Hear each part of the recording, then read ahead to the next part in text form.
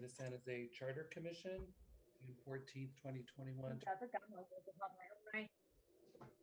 I would ask that the clerk take the roll.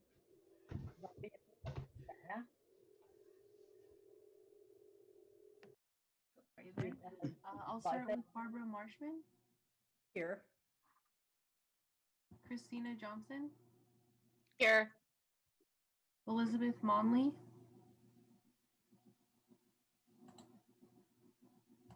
Ellie Matsumura. Here. Enrico Calendar. Present. Frank Maitsky. Here. Garrick Percival. Here. George Sanchez. Present. Hui Tran. Here. Thank you. Jeremy Barus. Here. Jose Posadas. Here. Lund Diep. I don't see him here. Linda Lazat. Here. Yeah. Oh, sorry. Was that Lund? Oh, no, I don't believe it was. Okay. Luis Barosio. Meeting. Where's the milk? It's in the top shelf of the fridge. Oh, sorry. I'm having trouble hearing. I don't see Luis. Luis Barosio, I'll call one more time. He's stuck in the attendees. I don't see him. Okay. Magnolia. Magnolia Siegel is present. Thank you. And I'll call Luis Barosio just so you can verbally affirm. Thank you. Maria Fuentes. Here.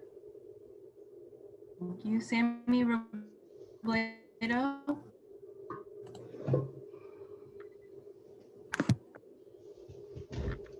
Don't see him. Sherry Segura. T. Tran. Present. Thank you. Veronica Amador. Yongs Zhao.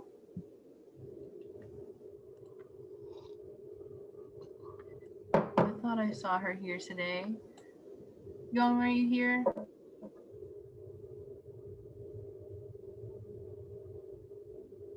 Today, one moment.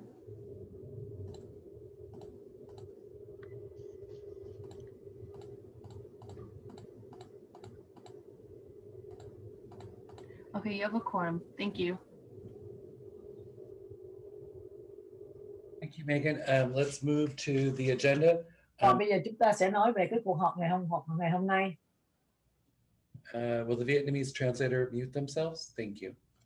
All right. I would call for a motion to accept the consent calendar. So moved. Moved by Commissioner Tran, seconded by Commissioner Marshman. Secretary, take the roll, please. Call the roll once more. Barbara Marshman. Yes. Christina Johnson. Yes. Elizabeth Monley. I'll call everyone who's absent one more time just to see if they popped on. I don't believe she's here. Ellie Matsumura. Yes, and I see Elizabeth Monley in the attendees. Oh, thank you.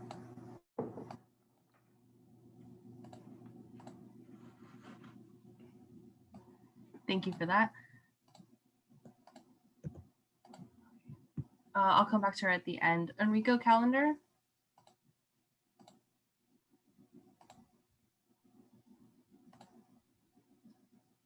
Enrico Calendar, would you like to vote on the consent calendar? Yes. Thank you. Frank Maitsky. Yes. Garrick Percival. Yes. George Sanchez. Aye.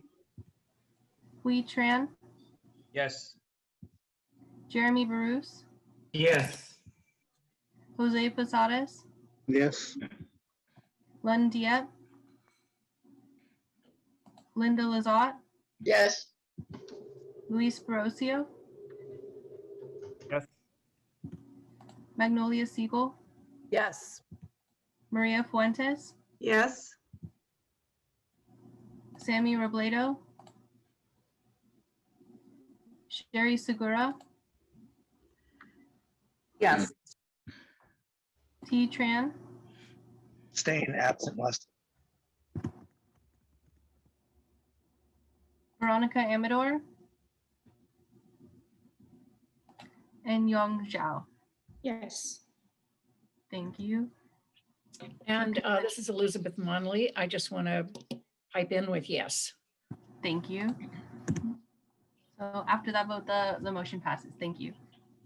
Thank you, Megan. And now I'd like to open to public input. Is there anyone that wishes to address the commission on the consent calendar, which is really the minutes of our last meeting, before we get started tonight? Secretary, is there any speakers?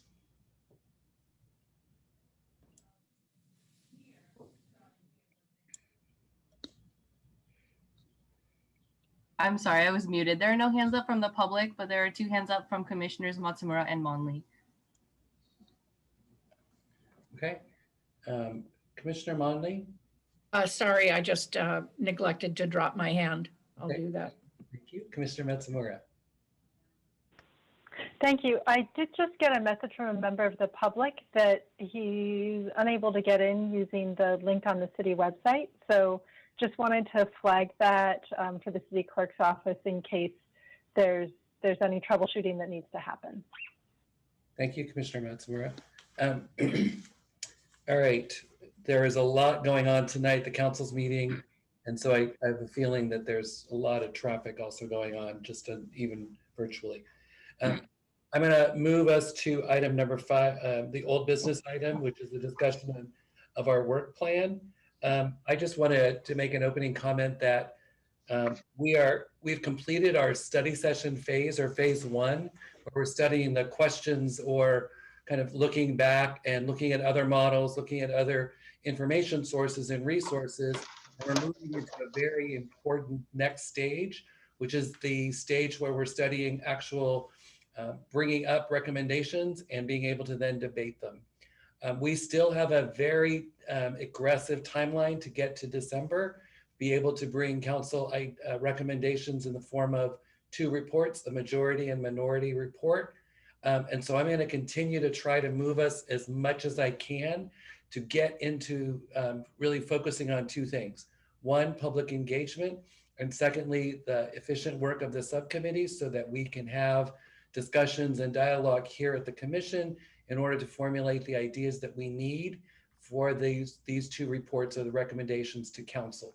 So just as a kind of like what's coming, what's ahead, I'm working with the consultants to be able to continue to move us as efficiently as possible, but also to try to be as effective as possible. So sometimes we need to move forward in ways that if we had all the time in the world, we might do it differently, but we don't. And so with the focus of being able to bring our recommendations to the council in December, I want to keep us moving in this next phase of our work. There certainly is a lot of more work that's being done in the subcommittees, more research, more other things that need to happen. And we will talk about and address those tonight in terms of what additional resources and how you request those. I have received all of the subcommittee reports and so I'm walking through them. There's some questions that you've asked in the subcommittees and I'm hoping we have ability to answer them tonight, as I say, to keep us moving forward in an efficient manner. And so I'm excited about kind of starting this second phase of let's get to work and really get roll up our sleeves and get to work on getting our recommendations prepared for council and having the public engagement conversation that I know all of us have been yearning for the entire first phase of public education. I am going to just remind you that next meeting is going to be scheduled for 5:30. It is also our public hearing, so I really want to make sure that we are here at 5:30 to take roll and establish the quorum for our next meeting. I'll remind you of the dates again, but just to move your calendars to 5:30 so that we can be ready to go at 6 o'clock for our public hearing, and there'll be more to come on that, but just a reminder that we're going to be starting our meetings at 5:30 from our next time off. Has the clerk joined us? Is Tony with us yet? The clerk has a meeting with the council tonight. As I said, the council is meeting tonight, so she may be late. She has details on the public hearing, so we'll come back to that when she's able to join us. And the city attorney, do you have an update on the Brown Act that you wanted to give to the commission?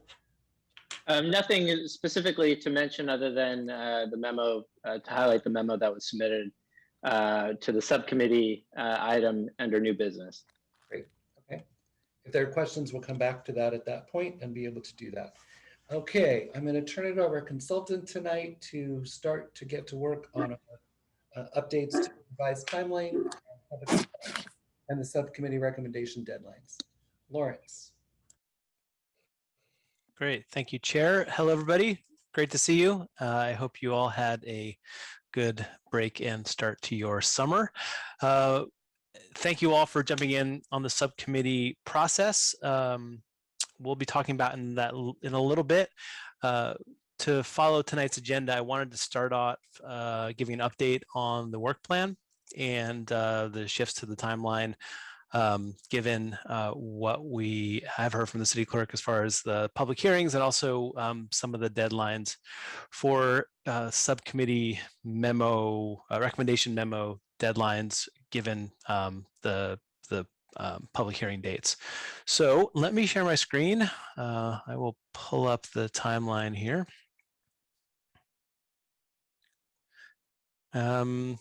Megan, can you allow me to share my screen? Yes, one moment. Sure. Can't tell you how many times I've said that over the last year and however many months. I think Tony might be the only one who can do that. Let me ask her as soon as possible. Okay. Well, hopefully everyone has the updated work plan that was sent out last Friday, along with the draft outreach materials that were developed and we'll be talking about in just a minute. Megan, just feel free to jump in if you are able to allow permissions to share my screen. I believe it should work now. Okay, great. Give it a try. There we go. Fantastic. Thank you. All right. All right. So we are in the beginning of phase 2 charter discussion, and we are on June 14th, and our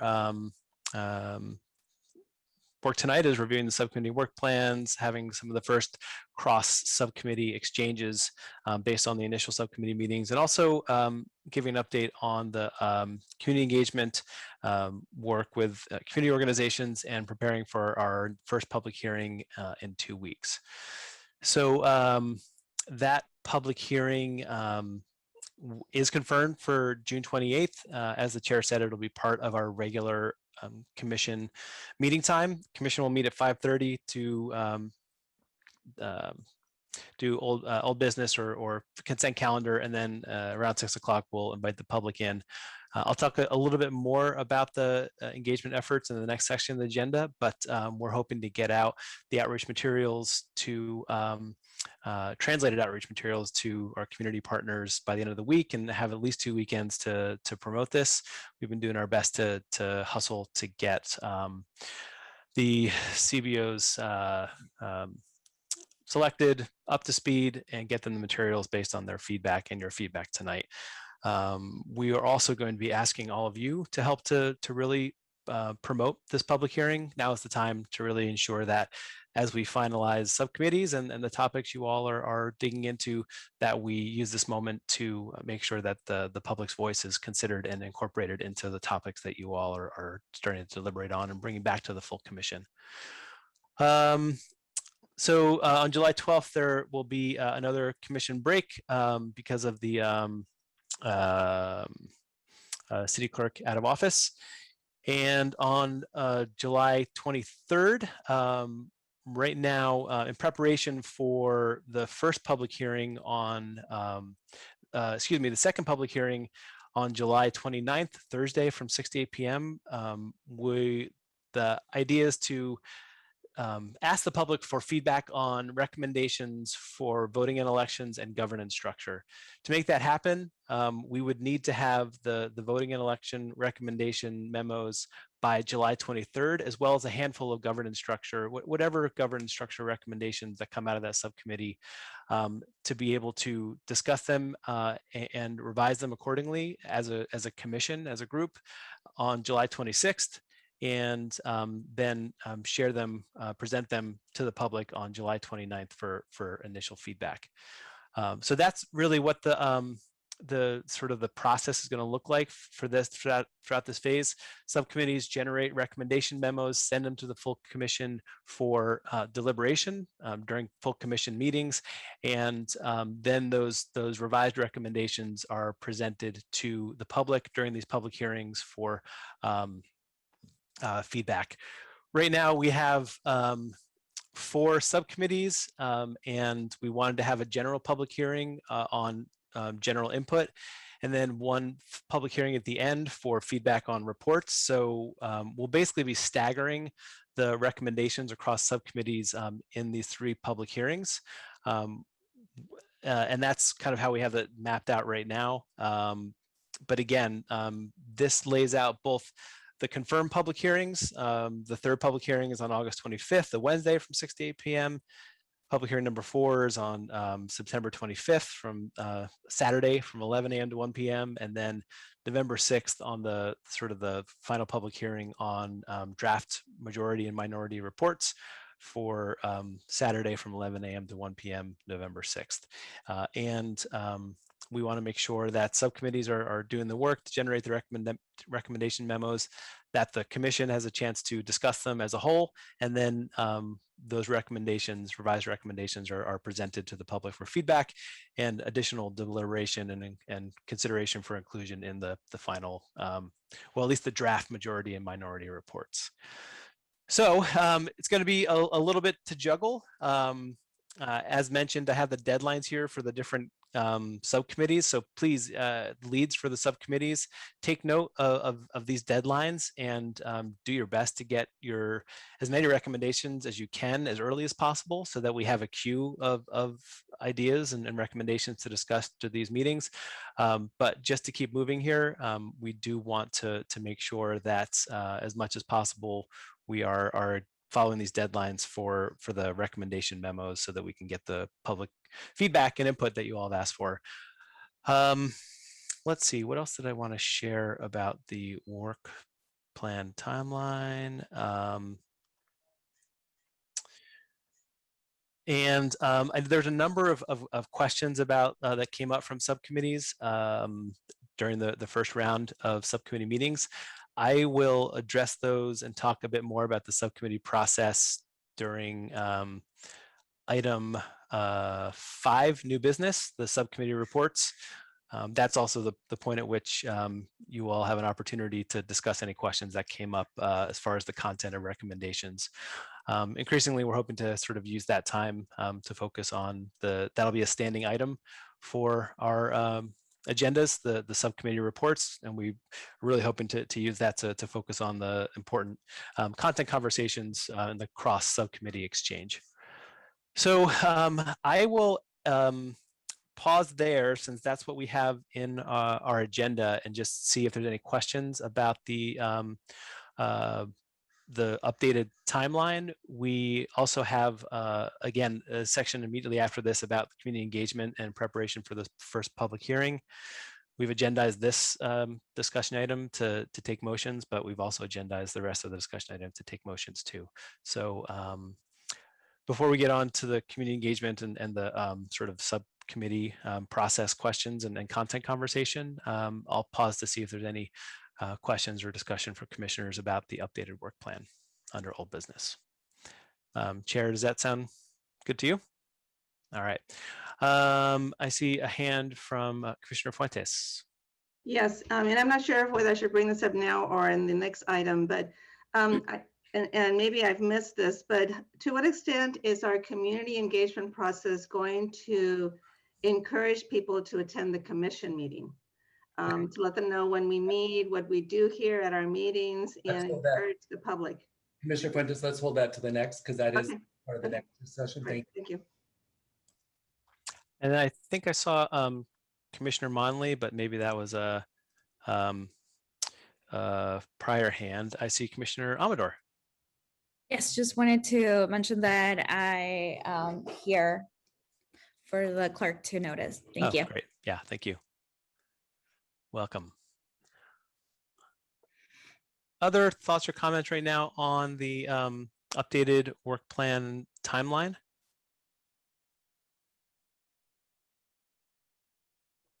All right. Okay. Great. Well, we can always revisit. So I think we need to go to public comment, Fred. That's right. Seeing none, we go to public comment. Anyone in the public wants to comment on the revisions to the work plan in terms of the timeline? Megan, do we have any speakers? No hands are raised. Thank you. Let's continue then to the next item, which is to look at the update on our engagement with our CBO partners. Great. So we have been busy behind the scenes, as you all have, getting into subcommittees. Wanted to give an update on what has happened as far as the community engagement approach and our community partners selection. We received interest from a number of, this is a sort of a, this was shared during via an email update, but we received, just for the record, we received interest from 19 organizations, a mix of service organizations, advocacy organizations, and neighborhood organizations. We worked, the chair, vice chair, and I, based on the criteria that we discussed at one of our prior meetings, reviewed the list of interested organizations and selected, let's see, 9 organizations that we would partner with on targeted or deep outreach to some of the priority populations, hard to reach, vulnerable populations that you all have been expressing a desire to hear from. I've also talked to a couple of the neighborhood associations and community groups, and I think there's a real potential for us, both with your relationships with your neighborhood organizations, but also with the list that we're pulling together to really leverage those groups to help us promote the commission meetings and upcoming public hearings. But the bulk of our work will be with the sort of, again, the deeper outreach and engagement efforts to get participation with our public hearings will be with a handful of groups that cover a lot of the priority populations that we've been talking about. And let me share briefly my screen so you can see that list. This is that list. We have Healing Grove Health Center and their Madre a Madre program, Caminar's LGBTQ wellness program, Latinos United for a New America, Amigos de Guadalupe, Plato Arroyo Neighborhood Association and Eastgate Neighborhood Action Committee, Friends of Hue Foundation, the Vietnamese Voluntary Foundation, African American Community Service Agency, and another group called Youth Hype. So we feel pretty good about this list of partners. We held our first kickoff meeting with these groups and basically the engagement leads that will be working with us. That was last Wednesday, and we got them up to speed. We gave them a bit of a prototype presentation on what the commission is, what the city charter is. We use as an opportunity to get some initial feedback from them about how to talk about this to their communities and their populations. And we've revised that based on their input, along with the other outreach materials that I'll be sharing with you in just a minute. We're also looking for your feedback so that we can revise those materials, get them translated as soon as possible, and get them out the door, hopefully by the end of this week, again, so that we can get as much awareness about the upcoming public hearing as possible. Really, it was very heartening to see the interest from these community partners in the deliberations you all are having in this process around the charter review. And there's a lot of knowledge already held by these organizations and some great ideas about how to sort of contextualize this conversation with their communities to really leverage this opportunity to make sure that the community's voice is heard. So we were really, it was a great call and excited to have this really strong group of partners. We're in the process of understanding what materials they need and what specific outreach tactics that they would use, and encapsulating that into an MOU that lays out their simple outreach plan, as well as any kind of compensation they would want. And it's a mix of some stipends, some gift cards, some funds for printing and other materials.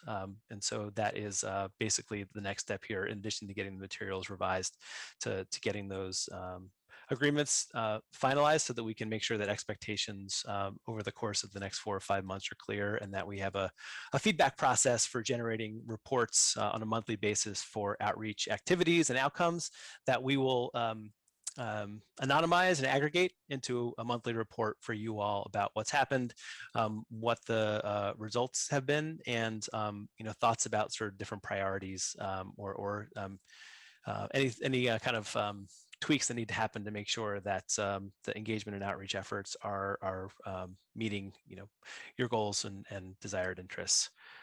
Let me add to, I think, directly Commissioner Fuentes' question. In the MOU draft, or the request for proposals, Commissioner Fuentes, we really put it in the hands of the CBO to figure out what they really wanted to be able to do. So if they want to do focus groups, if they want to survey their members, if they want to have their meetings, if they wanted, how do they gather the information? And then we've encouraged them to attend the actual public hearing, but some of them may want to be the spokespersons, others may want to attend. Like, we really left it in their hands to figure out how they wanted their constituency to participate. So we will probably see a variety of ways and a variety of informational sources, depending on the organization and the type of engagement and outreach and presentations that they make currently. So I do think we're going to see a variety, from youth being very engaged and coming and presenting, to others having a spokesperson for a meeting that they held with their stakeholders or their focus group, and representing the voice of their organization. So you'll see lots of different versions of that. We did have a number of neighborhood associations. They were not necessarily, it was great that they wanted to be involved, and we will involve them, but they weren't addressing the hard to reach populations that the commission had outlined. So we will supply them the materials. We still will have engagement with them. We'll still be looking at partnering with them in a different way, but not in the sense of that we really wanted to make sure that we are targeting these populations. We will ask commissioners to be able to be the ones that are going back to their districts in a lot of ways, and that's why we need to know more about the materials you feel you would need in being able to go to make presentations or to have talks with community groups, neighborhood associations, and so forth. If they're asking for a commissioner to come and talk to their group, we want to make sure those materials are things that you are comfortable with and that you would want to need as well. And thanks, Chair. I'm just going to ask that we hold questions until the end of this, and then we can talk about it as a whole, because I think I might be able to answer some of your questions as they come up. To reiterate the Chair's thoughts there, there's 2 primary proposed calls to action. One is to visit the Commission's website to learn more, and I'll be working with the Secretary and the City Clerk to reorganize some of the presentation of information on that site to make it more user-friendly, and also include basically a form to sign up for notifications about future public hearings and share other public comment. The other ask is to attend a public hearing.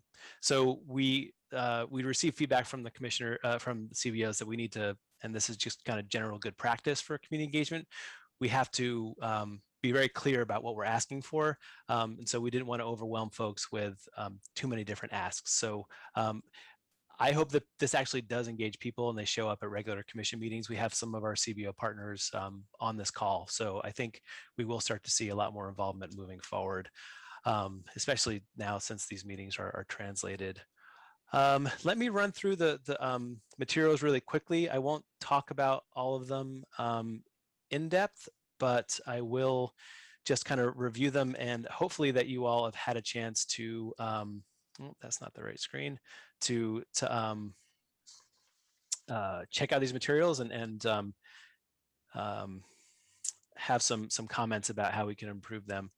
The first we put together, and this is what we presented to at our CBO kickoff meeting, is this basically a basic outreach presentation. This has an overview of what is a city charter, again, trying to use very plain language. What is the Charter Review Commission? Some background and context about the types of city government, some sort of context about how cities change their form of government over time, and then details about San Jose's type of government. And then what we really spent a lot of time on was, again, contextualizing what this means for members of the community. So we tried to frame this in a neutral way that elicits input on the potential charter changes or direction of the city, rather than having a biased or leading statement. So this is about construction permitting or housing crisis, and noting that the city manager is solely responsible for the oversight of staff and city services. And the prompt is, should the mayor be able to oversee staff, or should this be left to a professional city manager? We have another example around the community being unhappy with decisions by city staff or policing or legal issues, but basically this talks about the where the power to hire and fire city staff sits. Should the mayor have more power, or should it be left to the city manager or a council vote? And then finally, should as far as citizen oversight or a stronger citizen voice in some areas of the government, should the charter revisions be used to change the focus of certain departments or establish more citizen oversight? These are sort of a work in progress, and we've asked community organizations to come up with their own examples. We heard a couple of organizations about decisions that the city has made that were particularly vexing or confusing or downright upsetting for communities. And so we're expecting that this will be an editable presentation that we give to community organizations, and that they will add their own examples that really help to make this conversation about potential charter revisions a lot more pertinent and relatable to their communities. And then we have basically sort of the thoughts about sort of like what type of feedback the commission is looking for at public hearings, and especially this public hearing coming up. And then again, those calls to action. Learn more about the San Jose Charter Review process and sign up for notifications on the website, or attend an upcoming public hearing to share your thoughts.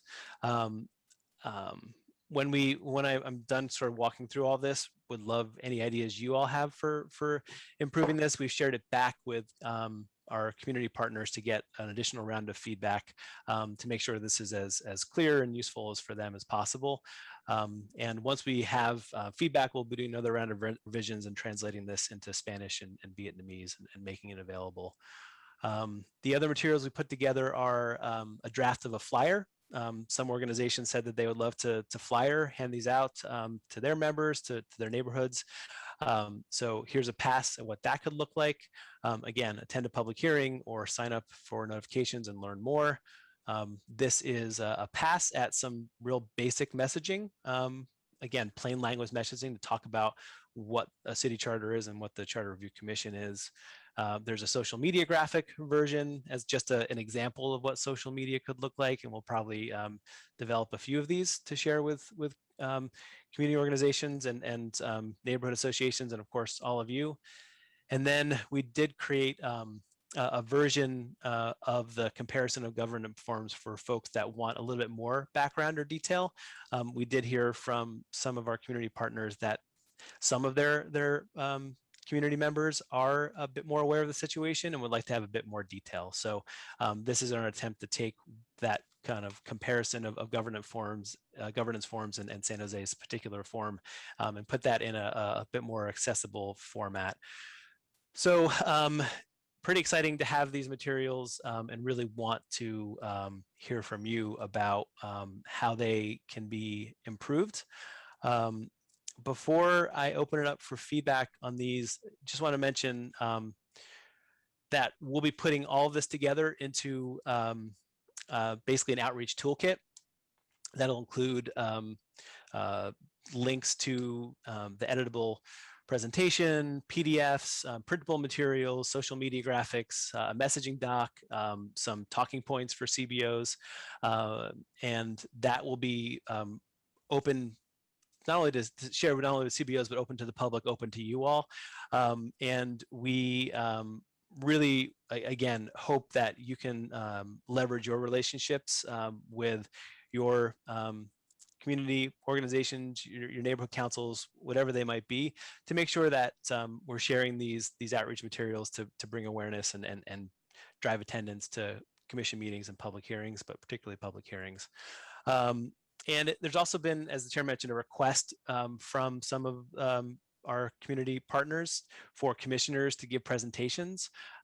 And as those requests come in, we're going to be basically putting out, when we share the outreach toolkit, we'll be saying, if you would like to have a commissioner come and present at your organization, let us know, and then we'll work with the secretary to coordinate with you all your availability to be able to give those presentations, because I think we learned that just in that first meeting, the ability to sort of have a conversation with folks to sort of be a voice in translating some of this to the community in a plain language way can be a really helpful way to educate the community, get them engaged in the process, and hopefully getting them contributing ideas. The last thing I'll share before getting your feedback is preparation for the public hearing, both the one coming up in 2 weeks, but also the rest of the public hearings. Our outcome for this first public hearing, we'll talk about this more in the subcommittee process, is really to as you all been talking about and asking for, to listen to the public and understand what other areas the commission should be considering for potential recommendations. So the idea is that we would present the outreach presentation that we just talked about as some context and background, and then the commission would just listen to what is of interest and on the minds of the public.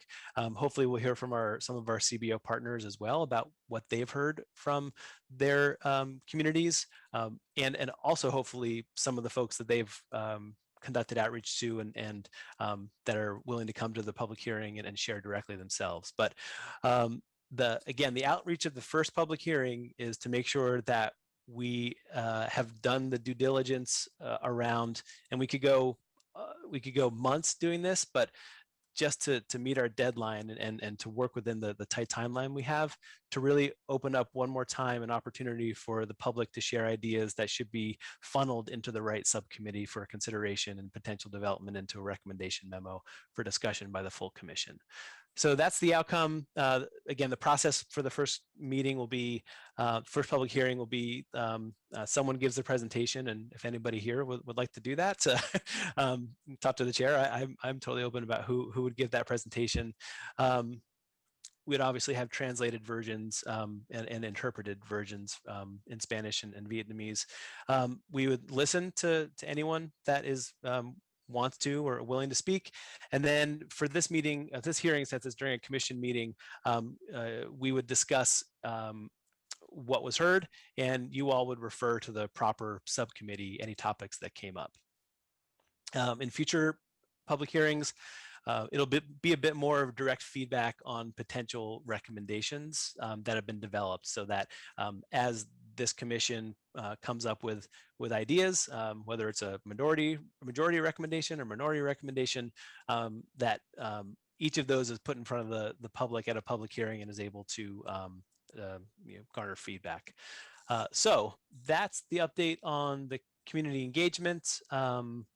I will pause, and I see some questions, and again, would love to, our timeline is really tight. We've asked our community partners to give any additional feedback that they can on the outreach materials by noon tomorrow, and would ask that if you have any feedback for us about how to improve these materials, to do so tonight or by noon tomorrow, so that tomorrow afternoon we could do a revision and then get them translated as soon as possible. Whew. I will stop, and a lot of work, and looking forward to hearing your thoughts on it. Commissioner Calendar had your hand up for a bit.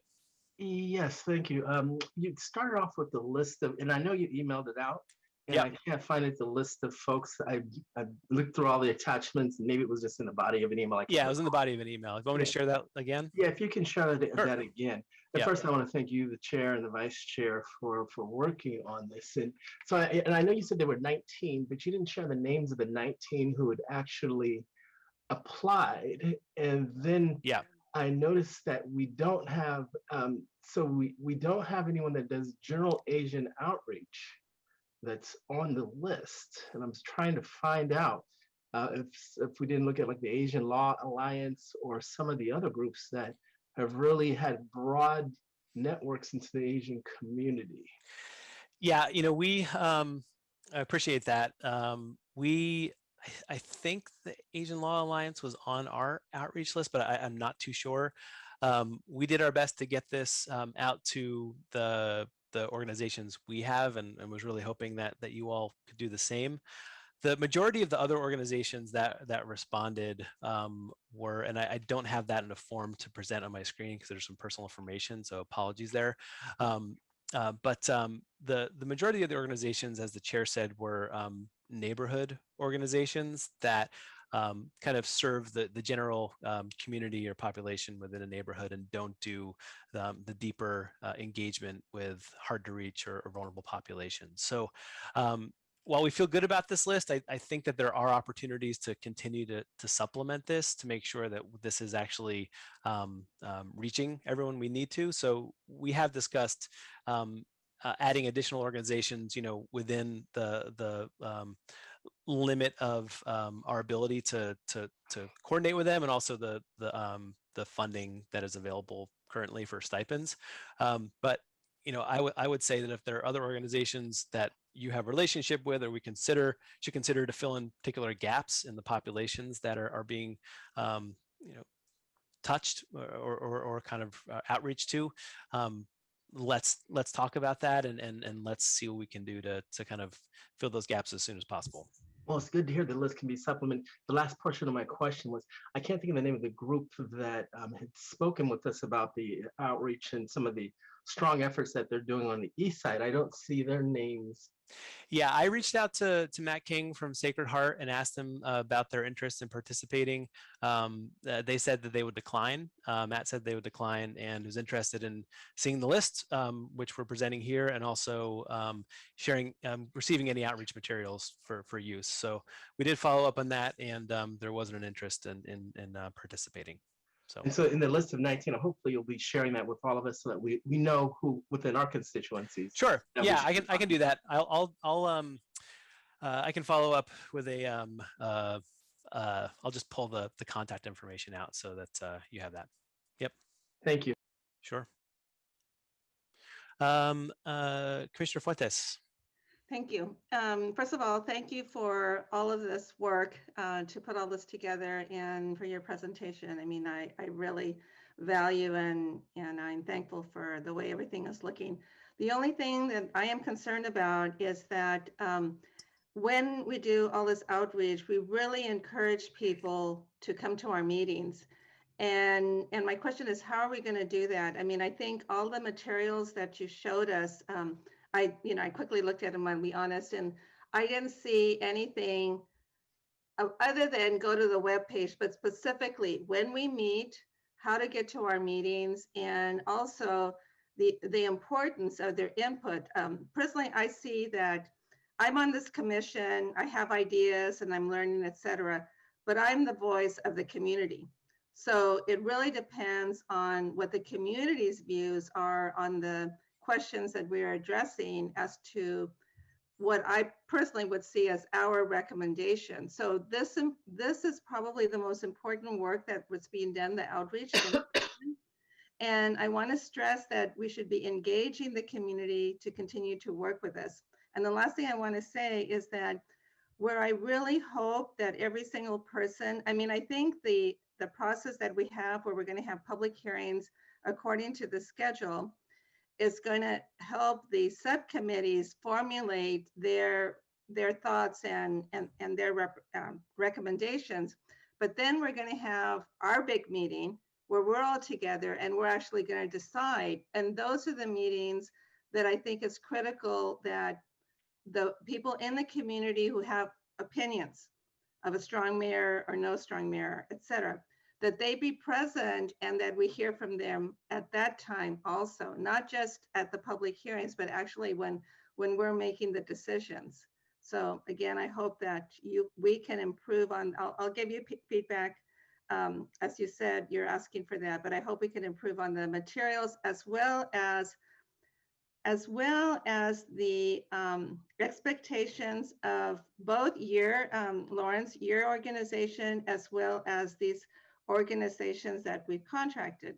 I understand Chair Ferrer's explanation that they are responsible for, like say the public hearings, but I think we need to broaden their scope, let them know that this is also part of their job. And it's also part of Lawrence, your consulting firm, that is to engage the community. So when the rubber hits the road, when we're here as commissioners looking at these questions down the line, down the road, that we are with them as well, making this decision together. Thank you. Thank you. Yeah. One thing I'm realizing that's not on here is how to attend a public hearing. And when the city clerk does arrive, there'll be an update about sort of in-person versus virtual meetings that we haven't talked about, but that's a big piece, how to attend. Thank you. Commissioner Tran. Yeah, two questions. So the first is, considering that we don't actually know the proposals yet that are coming out of the subcommittees, I assume that as these information is coming out, you and your team are going to be updating the materials, ensuring it gets translated so that it can be ready for each of these public hearing sessions, right? Yeah, we're gonna have to be really. That's why we have the deadlines, and the deadlines themselves. Deadline for memos, and the deadline themselves are going to be really tight. So, we'll work with the city clerk on translation, and I do think that. There is going to be the public hearings, a need for subcommittee members to present these recommendations, again, in as plain language as possible, to sort of frame the conversation or request for feedback for the public. I honestly have been sort of focused on getting the community engagement up and running, the community partners selected, and getting this first public hearing together. But I think you're absolutely right that we're going to need to be really prepared to get the right feedback on recommendations at upcoming hearings. So thanks for that. Commissioner Posadas. Hello, just 3 quick items. So regarding community engagement, we do have on our community outreach list the suggestion to engage or include in some way the existing city commissions and boards like Senior Commission, Youth Commission, Neighborhoods Commission. So I hope that we find some way to still engage and partner with them so that that way they can filter the information to their own individual groups. The other suggestion was that the city is reactivating the public events called Viva Park. So hopefully we can have some material at the events that are going to be taking place citywide at the city booths there as well. And last thing, I think it was on slide number 10, where it's talking about or it has a graphic of the San Jose Police Department. I think the second sentence says the council needs a majority vote to remove the city attorney. I think that's a typo, and you probably wanted to put city manager, not city attorney. Is that correct? In that case, it is actually the city attorney that we're referring to, because this is sort of like, we talked about the city manager. I mean, we could say city attorney, we could say city attorney and or city manager. I think it is a good question about, it's very hard to talk about this for folks that don't have the context that you all have cultivated. But I mean, we could say either city attorney or city manager here. Because as far as legal issues, it would be the city attorney that would be, the council actually, as we know, hires and fires the city attorney. So, but yeah, that's a simple update there. Thank you. Thank you. Yeah, appreciate that, all of that. Commissioner Matsumura. Thank you for all this work. Just a few suggestions. One is for the slideshow to actually flip the order and start with how this affects you. So, because otherwise people are kind of getting through a lot of more sort of abstract stuff. It might be helpful to draw people in. I also wonder whether we could give examples of the outcomes of other charter review commissions. Our own 1985 one, the Detroit one are ones that I'm most familiar with, just to give people really concrete pieces of what could actually result from this that then makes a difference in my life and my community. And sort of building on what Commissioner Tran had said, just to express the hope that, obviously the PowerPoint and then also the flyers, the communications materials will evolve as we have some more specifics. Because I think it's still, changes to your city government is still probably pretty abstract, but if we're able to say, it's about policing, it's about people's ability to participate in elections, et cetera, that would be helpful. And then the other piece is, I don't know whether any of the CBOs have actually communications staff, professional communicators, who are participating. I would imagine it's more of their outreach and organizing staff. But I think it's probably too late for the June 28th public hearing, but maybe going forward, having folks who have a communications background might be helpful, especially also just to see if we can be less wordy for the communications materials. So those are just some ideas. Thank you. And we heard some excellent feedback from CBOs that's already, and some very social media savvy folks. So first pass, we're going to continue to refine these and improve these over time for sure. So thank you. Commissioner Siegel. Thank you. I just was wondering if we could, after giving the choices, we could actually put exactly what currently is the case, what's happening now. And a lot of the slides, it was just the question and choices, but not really describing how it's happening now in San Jose. We have tried to do that. This one, so currently the city manager is solely responsible for oversight of city staff and services. Then the question is, should the mayor be able to oversee staff, or should this be left to a professional city manager? So we are trying to sort of set up a little bit of context, while balancing about what's currently happened, while balancing, again, not being too wordy. If you have other thoughts about how to improve that, welcome. Sure. Can we specify the department heads in there so that people know which department heads are potentially subject to giving the mayor more power to hire or at least fire? Like mention like the head of Department of Public Works or something, or just say department heads here instead of staff? Department heads, okay. Not staff. Yeah. Okay, great. Thank you. We'll see if how we can fit that in. This is all super helpful. Other thoughts on materials as they are right now? Vice Chair Johnson. Thank you, Lawrence. So I have a comment about giving more context to the subcommittees. I think it would be helpful to get a little more details about subcommittees in the presentation. So that way folks know, like, okay, if they have a question about so-and-so, this falls into this category and they would want to attend that meeting. That public hearing. Yeah, yeah. Well, I mean, like Commissioner Matsumura said, this is a first pass, and these materials are really sort of general outreach materials for the June 28th public hearing. And so, excuse me, we'll revise these to speak to the specific. I don't know how much it makes sense to open up sort of to talk about the subcommittee process, but it certainly makes sense to talk about topics. And so I think we will inevitably have to do that sort of as we get into the public hearing so that it's contextualized.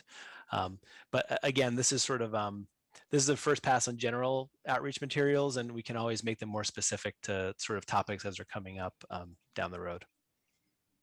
Is that helpful? Is that kind of what you're getting at? Yeah, I was just thinking like example questions, because you have some example questions, but it would be nice to categorize that and be like, this question belongs in this category, for example. Yeah. So that was my line of thought. Okay. Yeah. I mean, and this is also if there's any specific examples or like, I really would welcome any, because this is actually surprisingly difficult to come up with these examples. So I really would love to benefit from all the thinking you all have done already on this. And then if there's any additional examples we can bring, I mean, it would actually be great to have a whole, like a dozen examples that a particular partner could pick and choose from depending on what would resonate most with their committee, or their community. So yeah, I would just add, this was the hardest part for us as we were putting this together, because I could write one of these but they come across very biased, right? Here's the problem, here's the situation we're in, and this is the current situation of how we deal with it. If that's not satisfying, then maybe there's something we can do about it in the charter.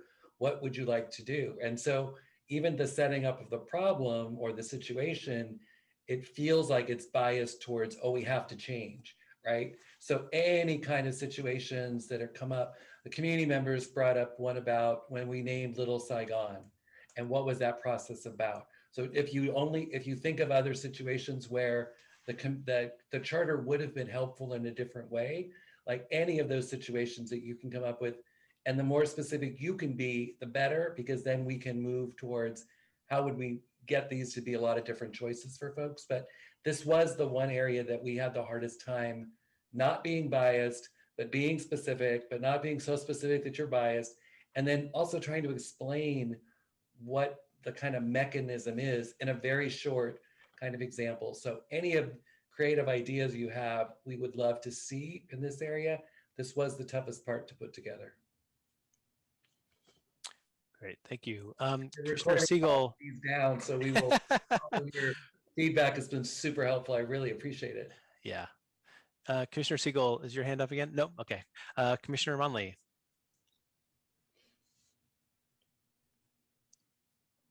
Okay.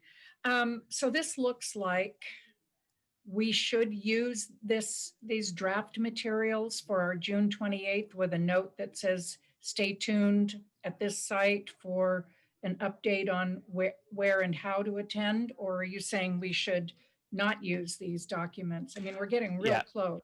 I'm saying not use them until we do another revision based on your feedback and any additional feedback from our community partners, and then they're translated. So you will receive an email by the end of the week with, at the very least, the revised English materials, and then we will, as soon as we can, have translated Spanish and Vietnamese materials. And one of the things we will add is details about how to attend like public hearings.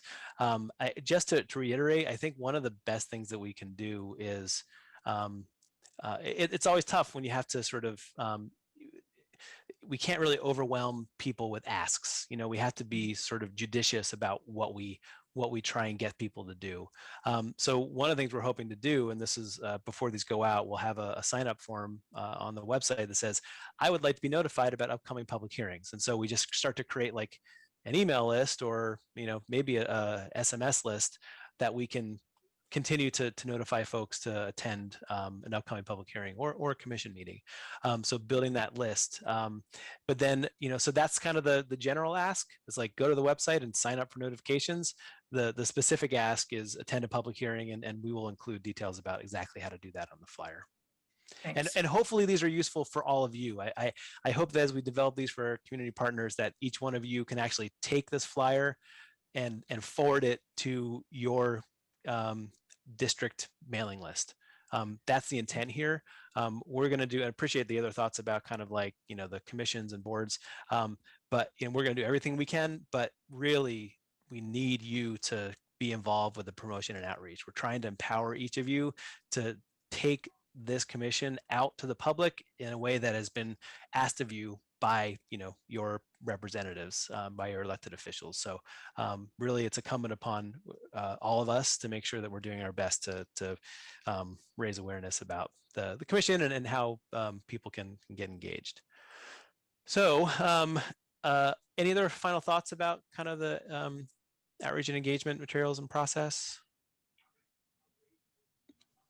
If you have any more ideas, please send them to us by noon tomorrow so that we can get these revised and in your hands as soon as possible. I want to just, on behalf of the commission, thank Lawrence and the team of folks and Vice Chair Johnson for everyone who's been working on this, the CBO piece of this. We can definitely get the list out of everyone who applied, and we definitely will be working with everyone, but the MOUs will be directed towards CBOs about these targeted populations that we wanted to make sure that we included. But really appreciate the work and all the effort that's gone into getting these materials together. Lawrence was out, you know, ill as well, and still got everything done for us. And when I presented to this materials to the CBOs last week, I thought we got just a great spirit of engagement, and I'm excited about working with our partners. And then the more materials that we can get out to you, the more I know you can use them in different ways. So thank you to Lawrence and our team for all their work in putting this together. The city clerk's office and Lawrence will be working on the website. So if you have other ideas or examples or any comments about how the website can be more user-friendly, please make sure that you send those to us as well. The CBOs gave us some good examples of materials that they would like. And so we will be adding those things in a more user-friendly way to access for our CBOs so that they can benefit from some of the education pieces that they'd like to look at and review before they talk within the community as well. So again, my thanks on behalf of the commission, Lawrence and the staff for getting this materials and a lot of work done in a very quick amount of time. And the CBOs are giving really good input around very specific and direct, especially in the area of social media. And we'll continue to look at kind of broadening the invitation to Commissioner Fuentes' point of to the commission, engage with the commission, whether that be a public hearing, a meeting, attending a event in the community, as much different kind of ways of communicating with us, the better. Okay, let us move now to our next item, which is we need to do public comment. And I have it right. So currently there are 2 hands raised. The first speaker is Matt King.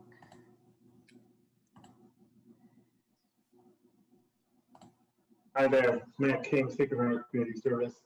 I would love to hear a little more detail on the plans for paying the CBOs. And again, we are not one of them. We turned down the invite. We're already doing it anyway.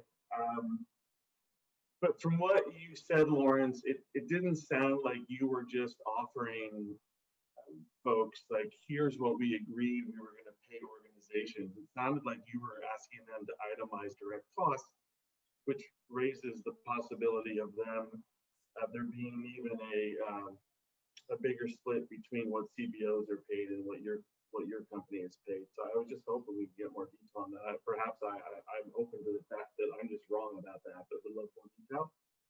And then those slides did not strike me as unbiased, similar to what you said, Mr. Chairman.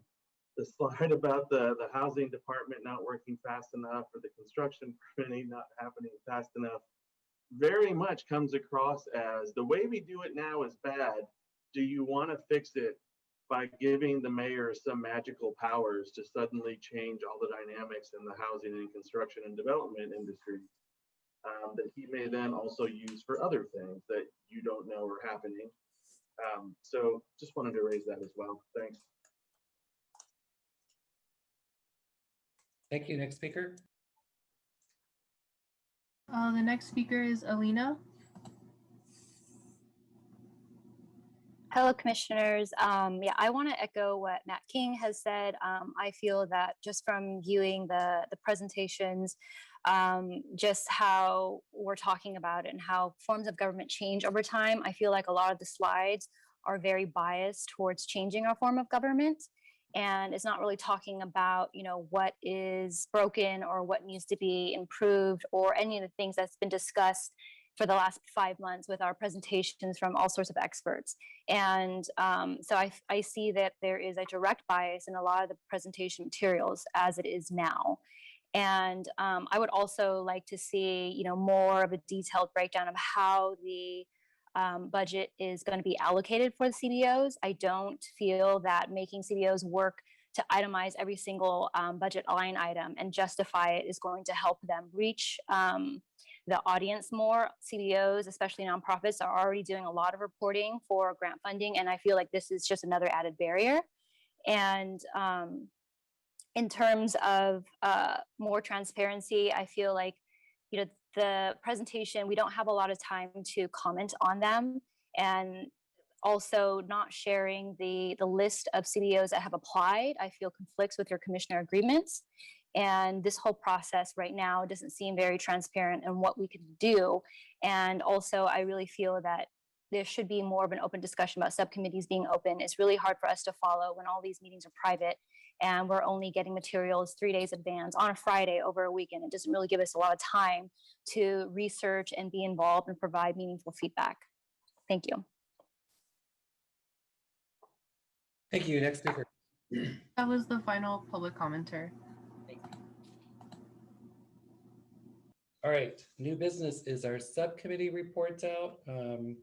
In this area, we're gonna walk through, Lawrence will walk through the process questions and give you some updates around that, and then be able to start looking at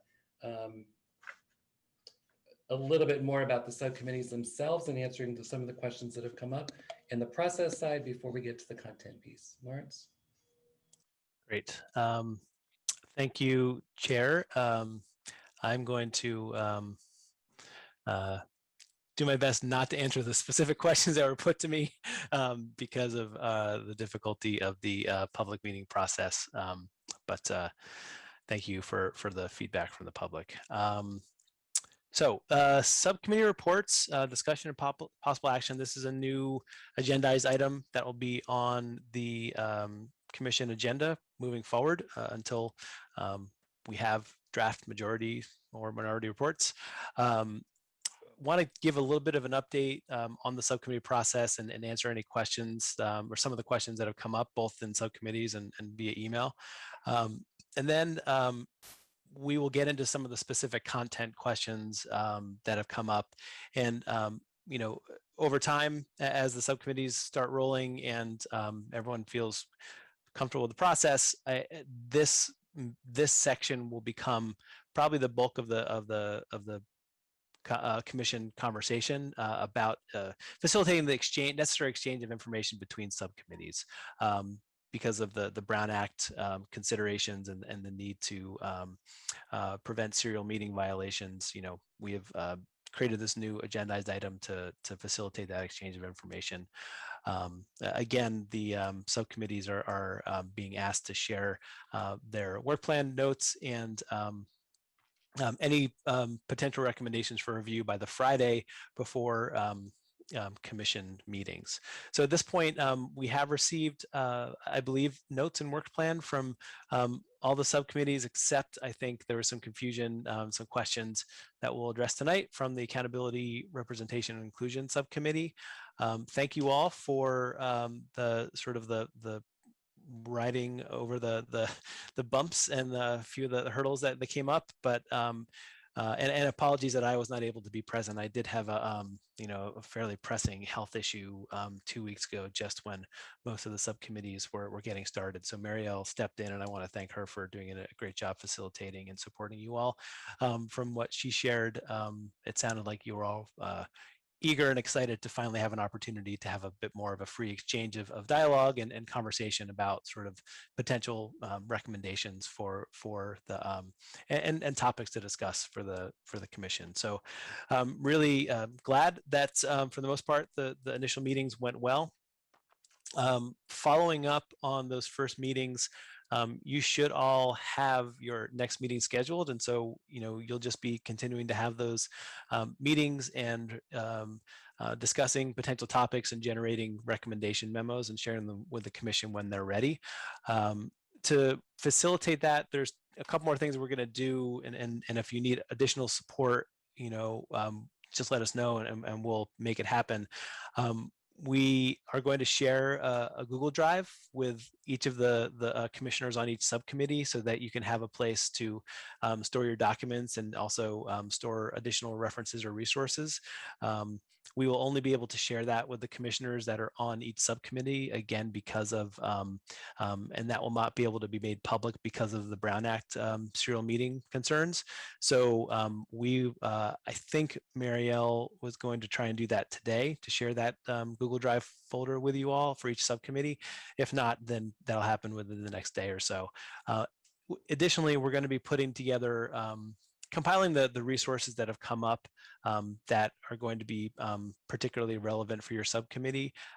We're going to go through all of the meeting agendas and materials that have been posted, including letters from the public, to just make sure that each subcommittee has all of the pertinent information, and there might well be overlap, but we'll just make sure that you all have the most pertinent materials for your area of focus. So you can expect to have that shared Google Drive available shortly, and then those additional references or resources that you may already have, but just we want to make sure we're doing our due diligence, and you'll have those hopefully by the end of the week. A couple questions that have arisen, sort of sourcing topic and getting public input. As far as public input is concerned, the way that we are envisioning this happening is that again, we're going to put a form up on the website, and that form will be signing up for notifications, but also, is there anything that you want to share? And as relevant topics or considerations or comments come in through that form, we will direct them, the secretary will direct them to the appropriate subcommittee. So that'll be the channel by which public input is outside of meetings will be directed to the right subcommittee. Additionally, there might be emails that come in, and we'll forward those as well. As far as sourcing additional ideas, there's a question about how to source additional ideas. I think this is where the research comes in. Looking at other municipalities, looking at other charters. If they're tonight, I think is an opportunity as we get into the subcommittee conversation for other commissioners to share potential topics. And again, the first public hearing on the 28th is a big moment for us to ask the public directly and hopefully, with some good engagement and idea generation, what other topics should we be thinking about? So I think it's a mix of the sources of the topics are other commissioners, and making sure that you're sharing ideas. And so that would again be directed through during this meeting or directed through the secretary's email, from the public, either through public hearing or emails to the secretary or the interest form, and then yourselves in your research. And we're not going to necessarily say that this is a cap on the final list of topics or idea, not that we can't add new ideas, but we do have to work within the deadlines that we have for the public hearing. So we are going to ask that we try and front load the work of finalizing topics and generating the recommendation memos as soon as possible. So I want to just address some of the questions that came up in that regard. And really, there's also some I think some commissioners I heard were sort of a little hesitant to share topics because they weren't sure of the structure of the subcommittee was finalized. I think that we need to acknowledge, I will say that after the hearing on the 28th, I'm hoping that we should have a fairly robust list of topics for each subcommittee. If it's necessary to shift around the organization of subcommittees after that meeting to address some of the topics, then we can do so. We've tried to, again, and I know there's been some conversation about potentially merging subcommittees. I would ask that we just be patient to see what comes up in the first public hearing, and similar to the idea of having kind of like a larger accountability representation and inclusion subcommittee that would break out, which is I think a recommendation from Commissioners Tran and Matsumura and Vice Chair Johnson, to basically sort of use the same kind of spirit and say, what else are we going to hear from over the next 2 weeks from commissioners and the public and at the public hearing, and then let's make a kind of final decision as a group on the 28th about sort of how to finalize the subcommittee structure if there's any changes that are necessary.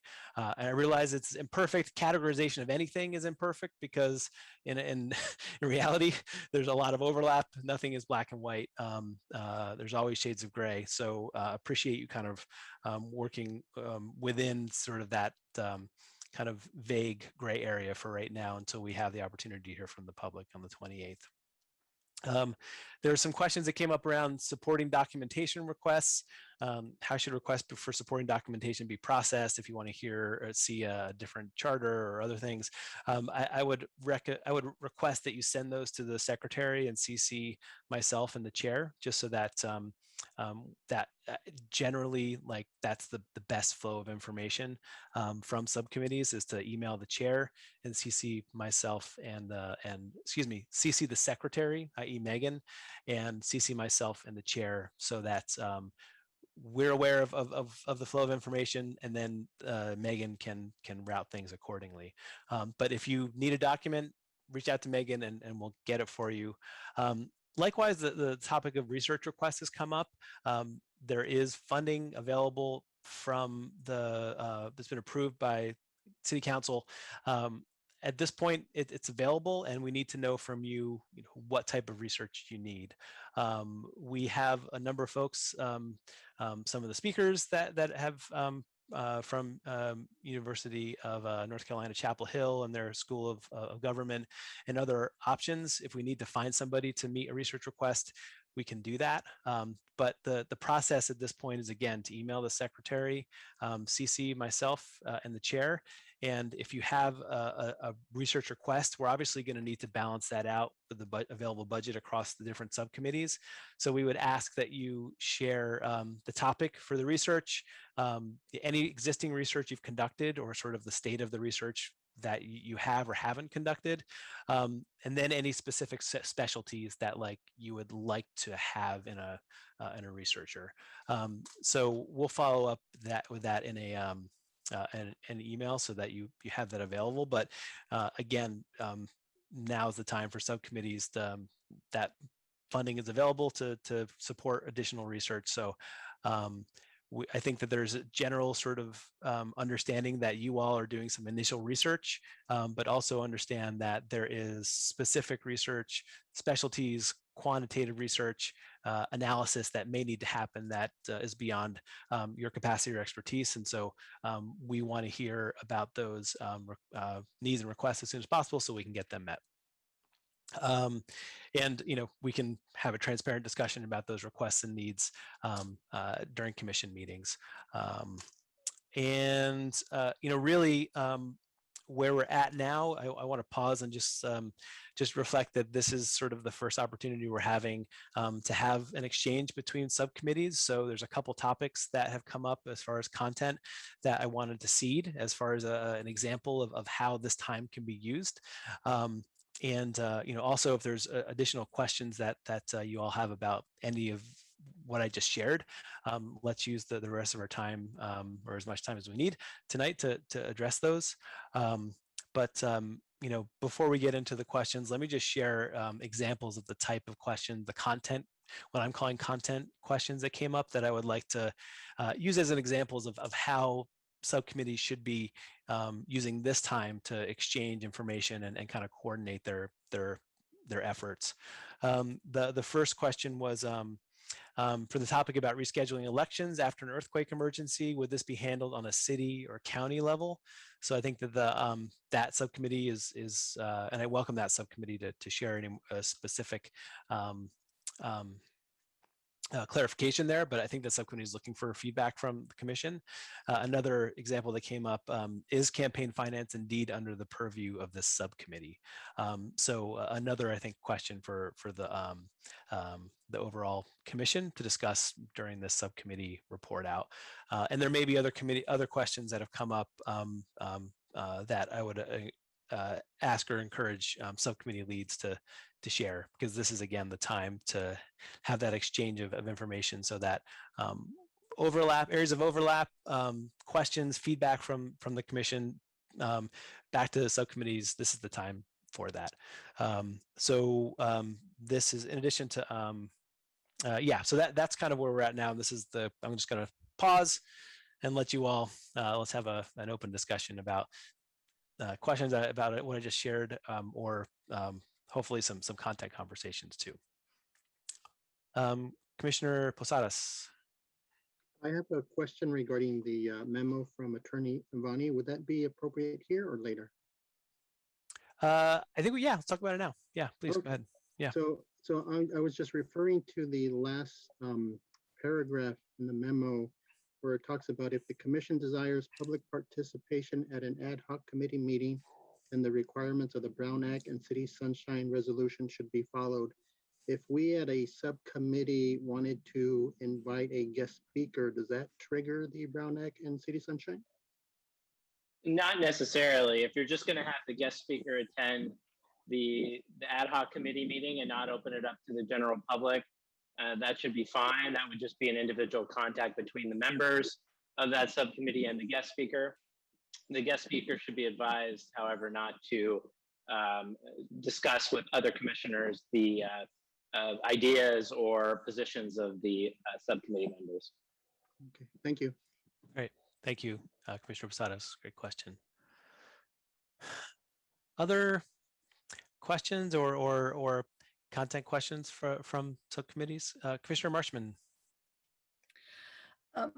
It's not so much a question as an observation, and I'm curious if others are feeling the same way. I think Commissioner Calendar's committee is feeling a little bit the same way. We've been asked to look at a number of things that if we decided to pursue them, like electing a police chief, electing a city attorney, would dramatically affect, or should, what, for instance, the basic government structure people are doing. It strikes me that Commissioner Calendar's memo talked about strengthening the police auditor, which I happen to be very much in favor of pursuing more than some other things we're doing. But if we're looking at that, then do we really want to be looking at electing a police chief?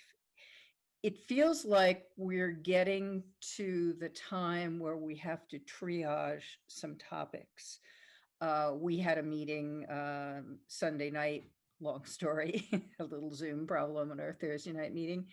And it was just a few of us, so we ended up just chatting through the thing. And one of the things that came up was electing a city attorney. Is that something that has been a problem in San Jose? Is that something that we can research thoroughly enough to make a recommendation on that by November?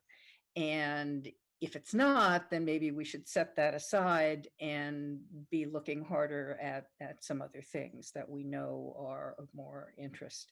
I'll stop there, but does anyone else share that concern and have any suggestions how to deal with it before we get to the end and all of a sudden have proposals that kind of conflict?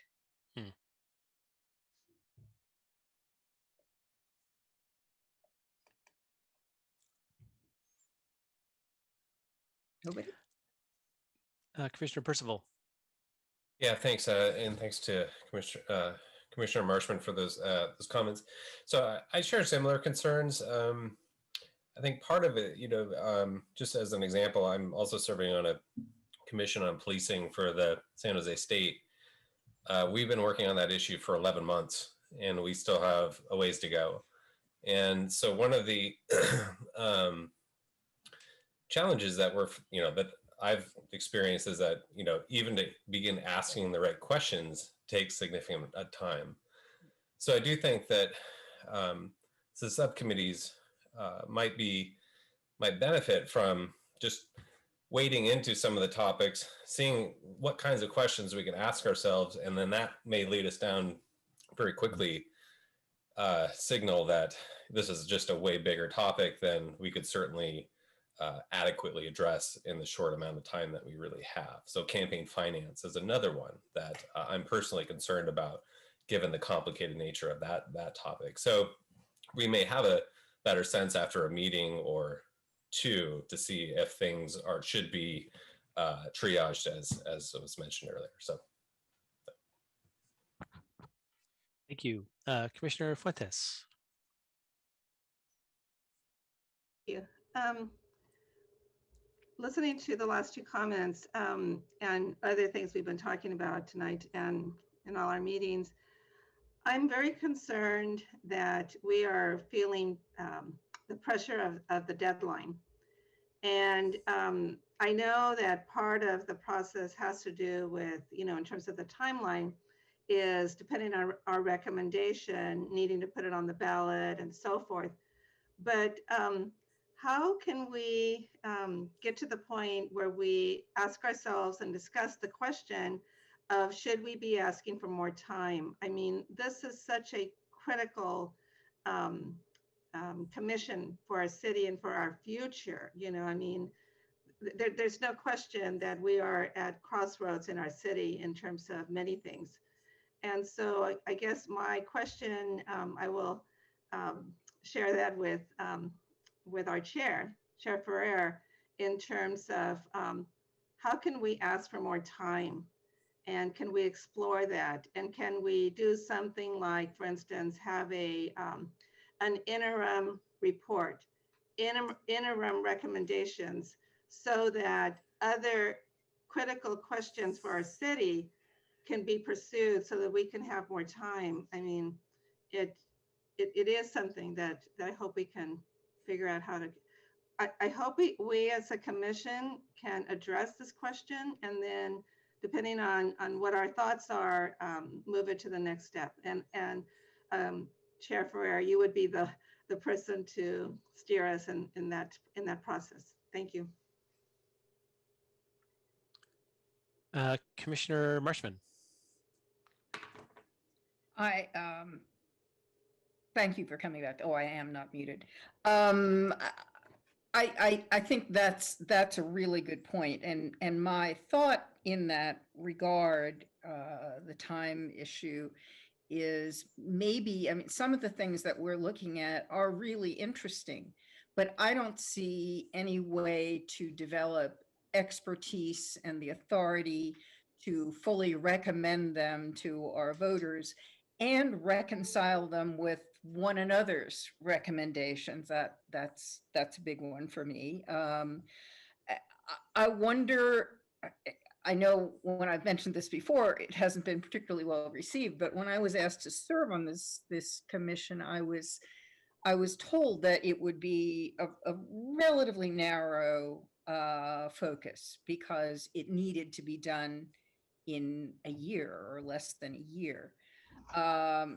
And I wonder if we could come to agreement on some of the things that were part of that initial discussion, and then develop a recommendation for follow-up, which we could do or another commission could do. Not sure how an election year goes for running a commission, but I wonder if we could produce recommendations on a few points that we know are of interest by November, in sufficient confidence to recommend them for the ballot, and then make a list of things that we have found really valid to consider further. I just want to take facilitator's prerogative here to, then I'll get to you, Commissioner Amador. Another way to look at this, and this was actually a topic that was put up for consideration for one of the subcommittees, is a recommendation to have a charter revision that creates a regular charter review commission, so that you're basically giving this process more time in the future, so that, you know, and the argument could be that this is just not enough time and this needs to happen on a regular basis for the city to be responsive to sort of whatever comes up. So I just wanted to sort of make sure, and I thought that was, I can't remember who brought that up, but I thought that was a very smart recommendation, that it becomes another strategy to sort of extend the opportunity for this type of a community dialogue about the future of San Jose. Side note, so Commissioner Amador. I'm sorry, point of privilege. I just wanted to jump in real quick here. I apologize. I have to turn off my camera because I think the internet was kind of wearing down on me. So I'm trying to save some bandwidth here. But I've had my hand up for a while, and I'm not. I'm sure sorry. That's my my bad. I wasn't looking at the panelist list, and I didn't realize that your video was down. So let's go to Commissioner Amador, and then I'll go to you, Commissioner Tran. Thank you. Yep. Great. Yeah, I just wanted to really emphasize what Commissioner Fuentes and Commissioner Marshman said as well on the time. I definitely feel rushed, and especially as I'm trying to reach out. Sorry, my kids are here. As I'm trying to reach out to different community organizations that organize around these issues, they're also organizing out in the community and very active. And so it becomes very hard to get them, and you know, knowing that we have a timeline and that they also have things to do. So I also want to just emphasize that. Thank you. Thank you. Commissioner Tran, then Calendar and Lazat. Thank you. Yes, actually, I strongly agree with Commissioners Marshman and Fuentes in terms of the time issue. One, you know, and don't want to take us too much down a rabbit hole here, but one of the thoughts that I've had, that I've spoken of before, I think, was that I believe the only time-sensitive issue that we really need to address is just the timing of the mayoral elections and whether or not to extend the current mayor's term, right? If that's the only thing that we are really time-bound to, then perhaps we can bifurcate that issue. And, you know, take a little bit of the pressure off so that we can be more thorough in regards to other election issues. And, you know, and this can be inclusive of, I guess, if there's any discussion at all of rescheduling any of the other district elections as well. Great, thank you. Commissioner Calendar. All right, and I wanted to respond to some of the things that I heard. In 1998, there was a firefighter named Grimminger that killed an African-American man, a San Jose firefighter, out of Milpitas Small. At that time, the Black community started calling for changes to the charter, changes for strengthening the independent auditors, trying to strengthen some of the things that we're doing. We've waited for nearly a quarter of a century to try to make change and try to affect change in the charter for things that we believe affect our community. I think it's worth trying to see how far we can get. I understand it's taken 11 months at San Jose State to talk about policing, but we've been talking about this in my community for much longer. And I don't want to have to walk around in the community and say that we didn't try because we may have run out of time. I would hope that we tried to pull enough time. And this is what I've been saying. I've been talking about this since February. I was saying, look, we're in February, we're in March, we're in April. Now here we are in June. And now we're having the conversation that we're going to run out of time. So if you can feel my frustration, yes, it's definitely there. The reason why I sat on this is because my community has tried to make this change. My community has been begging for this change. My community doesn't want to wait another 23 more years for this change. We've waited long enough. I hope that we can have a discussion and we can come to some conclusions, or at least we try to do it before we quit.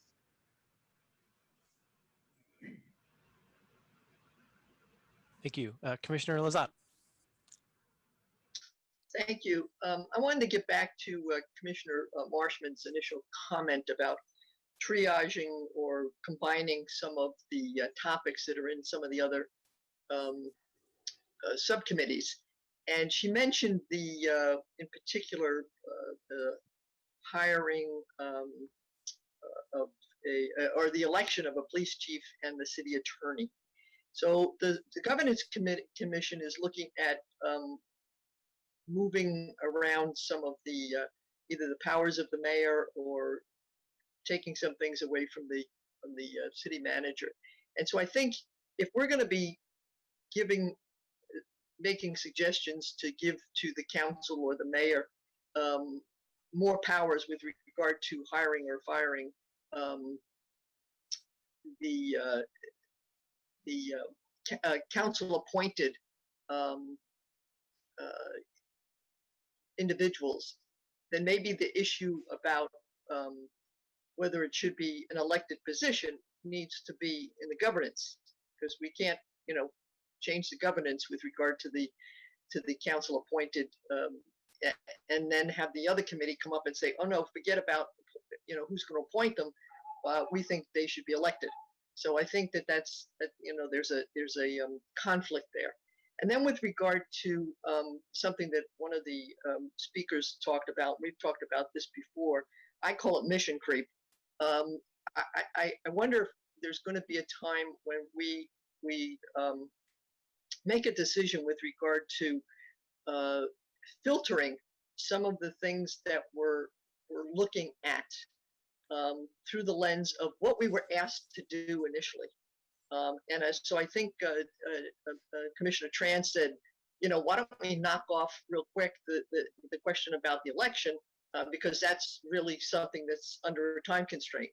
And then we look at some of the other governance things, and then we get to some of the issues of overall accountability that's bringing in so many of the other issues that the community are interested in. And it may come that if we knock off the two things that are important, and the third bucket, which is what is really what is the community on with regard to accountability and things like that, that would require more time.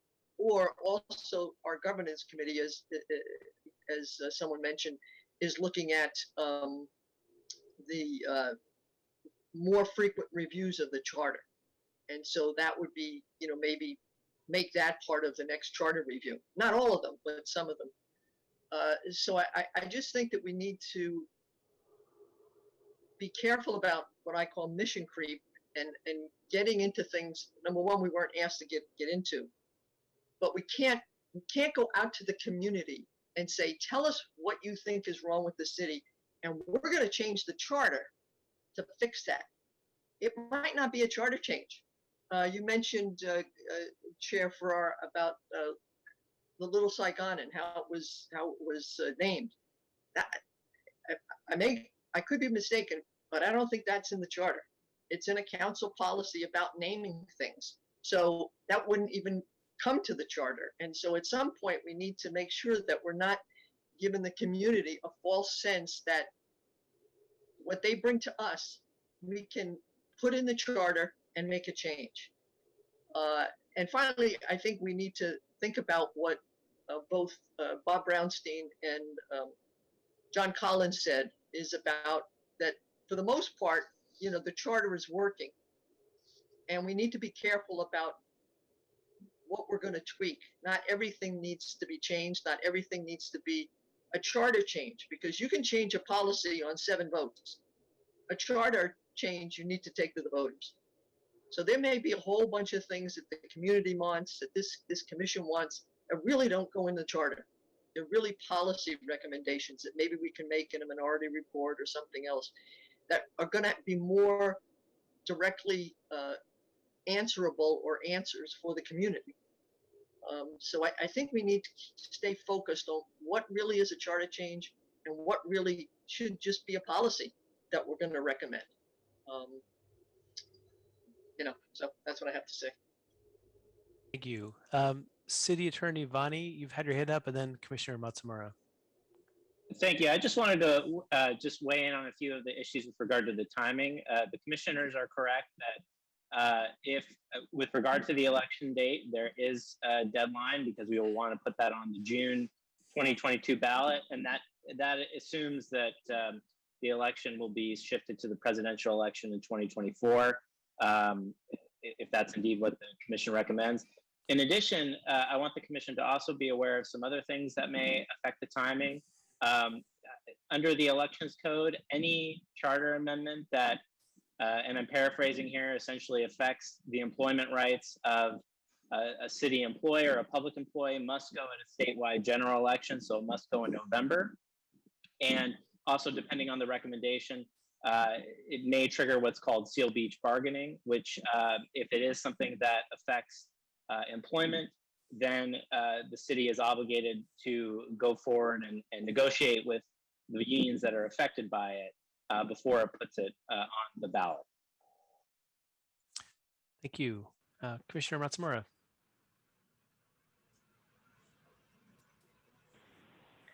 Thank you. This is actually on items other than the timing and sort of triaging discussion.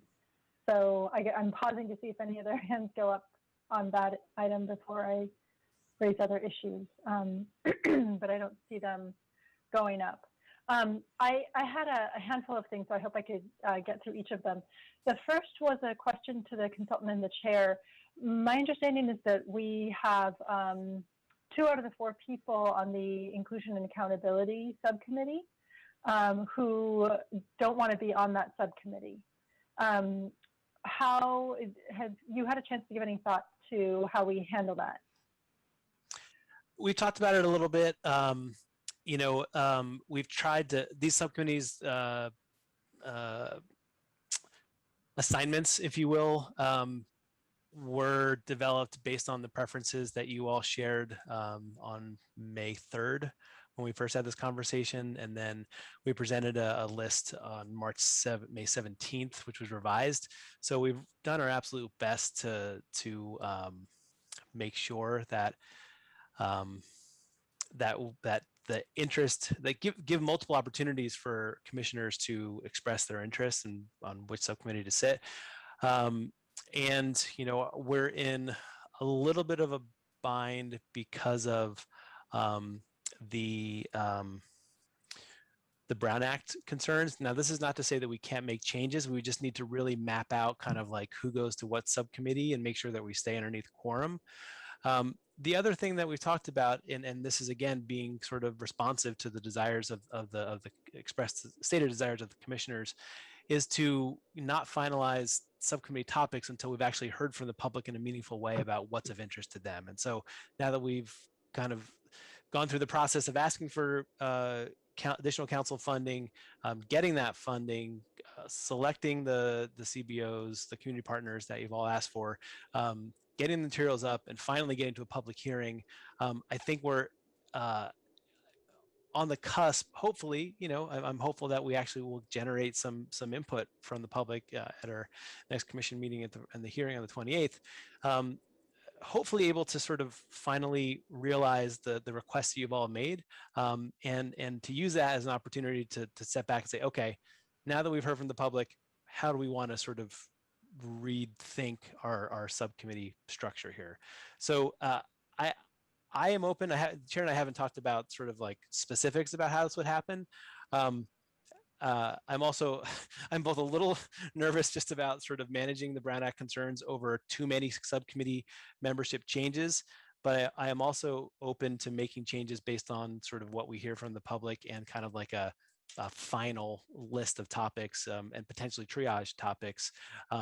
So my request would be that we sort of fulfill your request to hear from the public before we make any final decisions, or for you make any final decisions about how the subcommittees should be restructured. Because what I don't want to do is make a whole bunch of changes after tonight's meeting and then have to make a whole another bunch of changes after the public hearing, because I think that we could probably only afford to make changes once because of the serial meeting concerns. So I personally am open to that. I don't know how the chair feels, but I think we have to be use this word already tonight, but judicious about sort of like how we approach subcommittee topics and membership. And again, just let's be patient for these last 2 weeks and hear what the public have to say, and then move forward. And you know, I really appreciate the conversation about what's most important and prioritizing based on hopefully some of that public input if it fits within the purview of the charter that you all directives that you all sort of agree to. So those are my thoughts. Chair, do you have anything to add? No? Okay. Thank you. And I think it would be helpful if you, before the public hearing, could spell out how you're envisioning a process for any potential changes to subcommittees. I hear what you said about the commissioner opportunities for input on committees, but we left the May 17th meeting without knowing what the new committees were going to be. And so there wasn't an opportunity once those committees had been established for people to say, and people actually moved from the tentative committees that they were on, excuse me, in the May 17th materials. So I think if, as you said, we're only going to be able to change committees once, and that opportunity is going to come very soon, that having a very clear process about that so that we don't have further issues is going to be really important. I'm actually not one of the people requesting to change committees, but I do want to make sure that our committees are functional. The second question. Can we just pause on that? It looks like City Attorney has maybe a comment on that. Okay. I'm sorry, I just forgot to lower my hand okay. for my last. Sorry. I apologize for that. No problem. Please go ahead, Commissioner Matsumura. Okay, thank you. Also, I had a question about the template for subcommittees to bring back recommendations. I believe it was Commissioners Borosio and Amador who had put forward some very thoughtful ideas about what could be included in that template. I was really looking forward to engaging with those ideas. I do think that the template needs more of an equity analysis than just sort of, I don't have the phrasing in front of me right now, but what are the equity implications given the commitment that our commission has made to prioritizing equity? And I see that we already have subcommittees understandably starting to use the template. I know, Lawrence, you had said you wanted to take the suggestions from Commissioners Amador and Borosio and come back to us. What's the plan around that?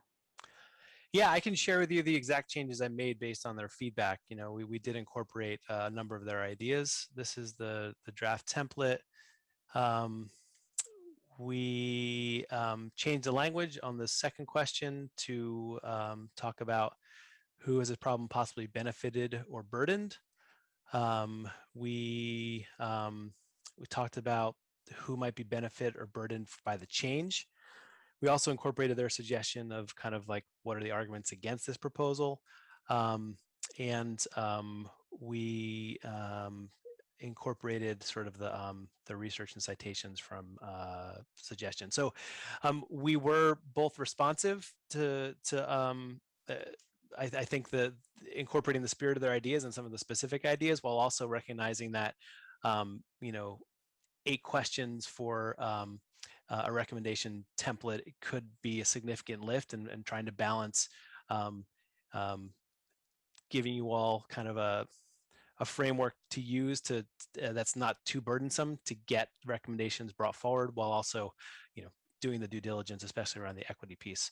So I mean, to my thinking, you know, we certainly looked at the recommendations, appreciated them, and incorporated them, and never heard any other feedback from folks as far as having these sent out. So, you know, that was the process that we followed there. Okay, I thank you for that, and I guess I would say it would be helpful to have things like that flagged that have been a subject of commission discussion before. There's been a lot of content, and I really appreciate the volume of content that the consultant staff chair has been producing. So knowing that that's in there so that we're able to respond would be helpful, especially because, in addition, I had been hoping to propose an edit. Currently, the template says, must this be a charter revision? And I think better phrasing would be, why should this be a charter revision. We already have things in the charter that don't have to be in the charter per se, but perhaps that's the best place for them. They're more effective in the charter, even though technically they could be accomplished via city code. So I would like the opportunity to propose that change. Okay.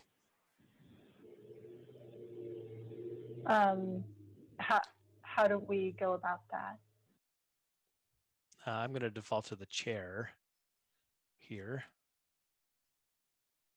I think that's one of those things, Commissioner Matsumoto, I don't see that that's a big problem unless somebody has major objections to it, because that's really just the way that the subcommittee is presenting the argument to us. So if the question makes more sense to you, clarifying it in the way that you're suggesting. I was writing down your language when you were speaking. So, you know, I think that that's an edit we can make. I don't, but the subcommittees can really argue it whichever way they believe is most compelling. So definitely the idea that it doesn't have to only be in the charter, but it could be in the charter, and that's the reason why you're recommending it. I think that makes total sense. So unless I see some major objection to that edit, I think we can move forward with it. Seeing none, Thank you for that. I think seeing none, we can move forward to edit. But again, the subcommittees are writing these arguments, if you will, in that way. And I would also just go back to your first question around the commissioners who gave us feedback around the equity piece. We tried to make the language very specific to the equity questions that are asked in the city equity work that you heard from. So we matched those two things. So we were taking the spirit of the memo recommendations as well as the presentation from the Office of Racial Equity within the city to make sure that we kind of kept the same language, kept the same inclusionary kind of language. So definitely those kinds of things are edits that we're happy to make when we can, when we get feedback directly from you after we've sent out materials. Thank you for that. Last question that I hope is really quick. We did receive a memo from the governance committee. I see that not agendized tonight. And so just process-wise, is that going to be discussed on the dates that we show governance structure items on the work plan? That was a mistake. That was not intended to be shared by the subcommittee. That was not intended to be shared by the subcommittee with the entire commission. That was only intended to be shared with the subcommittee for review. So there was a miscommunication on the secretary's end. So that was not ready for review by the full commission. That will show up in your inboxes and it'd be agendized. But the idea is that, I believe Commissioner Lozat prepared that. The subcommittee would review it, make revisions, discuss, and then be shared by the Friday before a commission meeting and agendized for discussion underneath the subcommittee reports section of our agenda. We have deadlines, just to kind of reiterate the timeline. We have deadlines that are in the timeline now for subcommittee recommendations, but that doesn't mean that if there are subcommittee recommendations that are ready before those deadlines that they shouldn't be shared. I think, as soon as something is ready, send it out so it can be sort of digested by the public, by other commissioners and just be queued up for the conversations to come. Does that answer your question, Commissioner? Yes, thank you so much. Sure. Thank you for those. Commissioner Siegel. Thank you so much, Lawrence. I'm glad you're feeling better. Thank you for all your hard work. Thank you.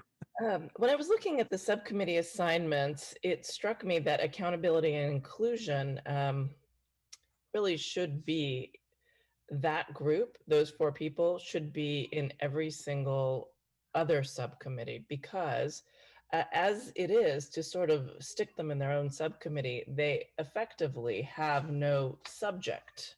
There's no topic, there's no substance into what they're discussing. So they're not involved in governance structures, they're excluded from those conversations. They're not involved in voting in elections or municipal law and policing. They're excluded from all substantive dialogue. So how are they at all contributing to accountability and inclusion? What are they even talking about? They're not talking about any of the substantive things we're talking about. So my question is, really directed to Mark. Mark, how can we get these 4 people in each of the other 3 subcommittees so that they take their equity lens and apply it to the discussions in the other 3 subcommittees? How can we legally do that? Can you help us, Mark, find a way to do that so that we're not violating Brown Act or any other act? Well, I can't remember the exact number of the individuals. Well, let me begin 4. first. There's All 4. of this, all of that can be done in a public meeting that is held in accordance with the Brown Act, and that can either be done at this meeting, at a future meeting, or additional meetings that this body may call, or you could work with the clerk's office in trying to coordinate something among these different subcommittees so that you could comply with the Brown Act. If there is a, if breaking up the, sorry. Can I just clarify? Every subcommittee needs to have accountability and inclusion team as part of it. So can we just find a way to include them in every subcommittee dialogue? Otherwise, we'll come up with something and completely miss their accountability lens when we're done, when we've sort of, after 7 or 8 subcommittee meetings. So we would have wasted our time. It's important to get them on board as soon as possible in every subcommittee meeting. I think that's something that I'm, go on. Yeah, let me just offer clarification about sort of the approach with the Accountability, Representation, Inclusion Subcommittee. There was a proposal, the Amari proposal, which was kind of like the sort of large accountability, representation, and inclusion subcommittee that would sort of be broken out into smaller subcommittees after public feedback. So I've taken the spirit of that and basically understanding that you know, it's an imperfect categorization right now, but that, you know, there's the sort of sense, at least I have the sense, that there's potential topics that could come up from the public at the first hearing that could feed into the Accountability, Representation, and Inclusion Subcommittee. So it is a little bit light now. There may also be ideas that get spun off. There's also sort of a sense that that I have, that commissioners that are interested in these specific topics may bring with them areas of focus, topics, or considerations, recommendations to pursue. So I really do. Now is the time for you to do the work and for each of you to sort of take the opportunity with the subcommittees and the sort of the path ahead of you to think about what you might like to do, or talk to other people on your own, or listen to the public during hearings. You know, I also recognize that we may, after the public hearing, need to sort of shuffle things around. But that was really the intention, that I thought it was smart to sort of think about what do we do after we hear from the public, and where does that leave us as far as subcommittee topics and structure. So I just want to provide a little context there. And I will kind of reiterate some of what we talked to Mark about, is that to have commissioners on multiple subcommittees creates a situation in which we would have to Brown Act. We have to, a Brown Act situation, we have to create public meetings for every subcommittee, which is going to further slow down sort of the pace of deliberation and development of recommendations, by virtue of needing to have every meeting agenda posted a week in advance, to have staffing available, to have Zoom meetings, you know, and it's just, we've agreed that that's just not going to be possible. So my question is really specific. How can we just have 2 of these people? If we can't have, first of all, what is the exact number of commissioners from group 4 that we could have on the other 3? Can we have 1? Can we have 2 without violating the Brown Act? I mean, we still want subcommittees. So, Commissioner Siegel, I think the answer is it can't be a majority of the commission, right? So I think that the question you're asking around, like, what is it they're supposed to be really focused on, I would ask that we hold that question till after the first public hearing, to see, are there assignments that come from the public hearing in which we say, this subcommittee on governance is going to look at these 3 things, but we need somebody else to look at this specific question. If at that time we say there really isn't anything that makes sense to have as a separate committee, then we can reorganize and add them to the other committees, similar to what you're suggesting, as long as we won't have a majority, so we can do that. I think expeditiously. So I'd ask that we wait until that point. But I hear your comment around working in silos in that area specifically is not going to really be helpful. I don't think we'll have Brown Act questions or challenges because our committees are low enough. So I think we can easily add them in. If at that time we say there really isn't something significant that we want them to do and we want to move them to the others, but I ask that we wait till reorg until after the first public hearing. Thank you. And my question was actually, the point was a little bit reversed from that characterization, but I really appreciate your taking the time to listen to it. It was more, how do we get accountability and inclusion in these three if those folks are actually somewhere else and not in our meetings? I totally hear that. I totally, yes, thank you. Thank you, Commissioner Siegel. Commissioner Brosio and then Commissioner Monley. Oh, I think Commissioner. Oh, did I? Oh, but it looks like the hand went down. Commissioner Tran, did I miss you again? Nope, Commissioner Brosio. Okay, Commissioner Brosio, go ahead. Okay, all right, thank you. So first, thank you, Lawrence, for including that equity language in the templates. I really do think it does add a little bit of the spirit that the directives point us to. And then also, Commissioner Siegel, thank you for your advocacy to ensure that all the subcommittees have a depth of voice. So I don't know, are we at 23 or we're still looking for more commissioners? And then I have a follow-up question to that. That's a good question. The city clerk is not here, and so I don't know if the secretary could speak to it, but I do think that we're at 22 and there was a commissioner that was never replaced.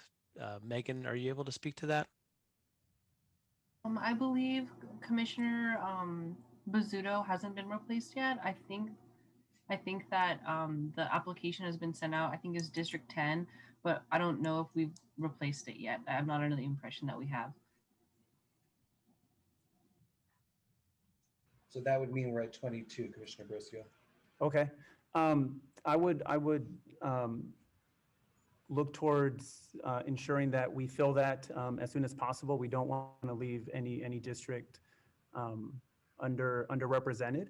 And that kind of goes along with my math. If we have 23 at one point, then that's 46. And if we have 4 standing committees, 4 subcommittees, and we want to be under that, so maxed out at 11, so 4 times 11, correct me if I'm wrong, we can have a total of 44 commissioners serving, which basically means 21 of the 23 could be in at least 2.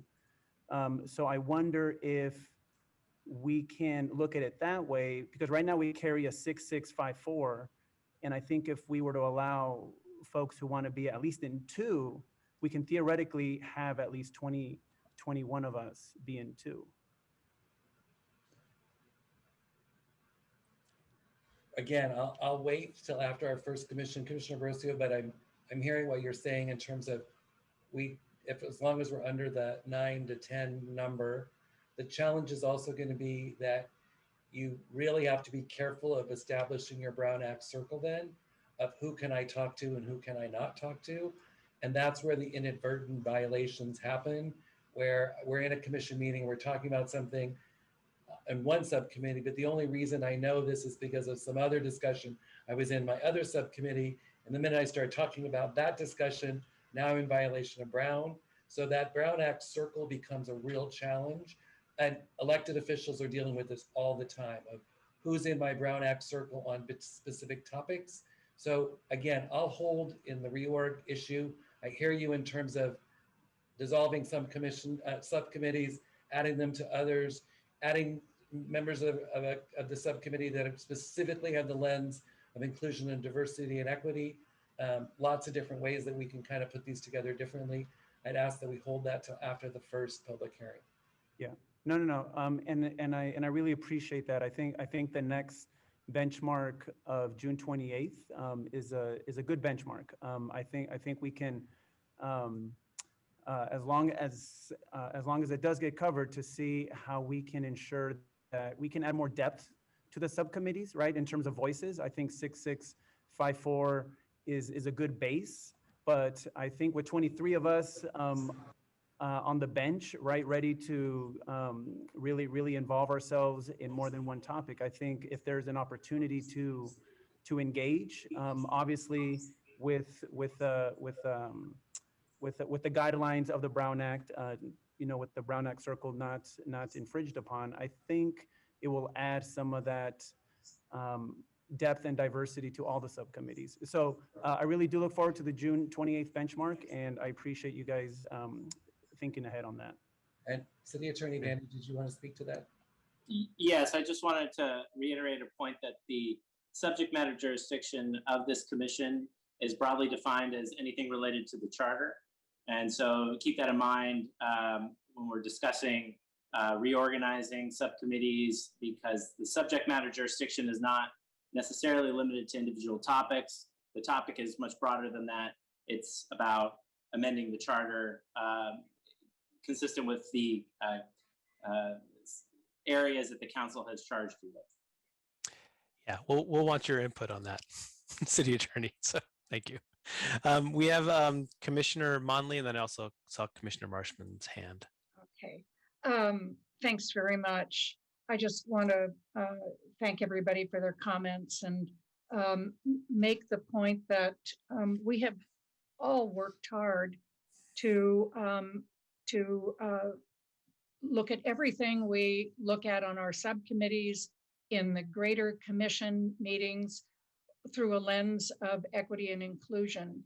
And I know that our entire commission is very diverse, and I believe that every subcommittee is doing what we're doing, which is looking at everything that we're looking at, which is, in our case, timing of elections and turnout for elections. And I know that all of us are looking at that through a lens of inclusion and equity in every discussion we have.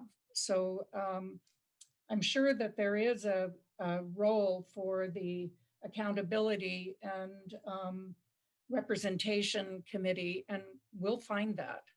But I think we need to keep on our mission and know that we are doing the right thing. Thanks. Thank you.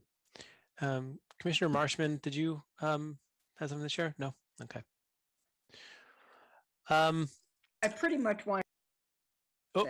I think I just pretty much wanted to say what Elizabeth said, but I feel like we're all trying to strive for equity.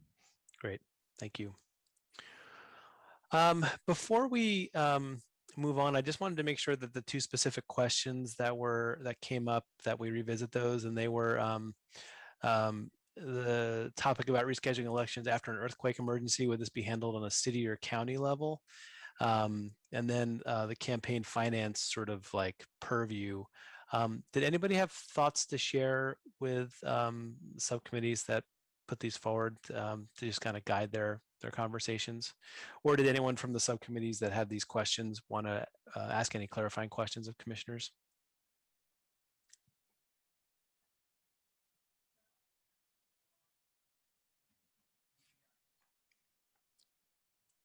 Any thoughts?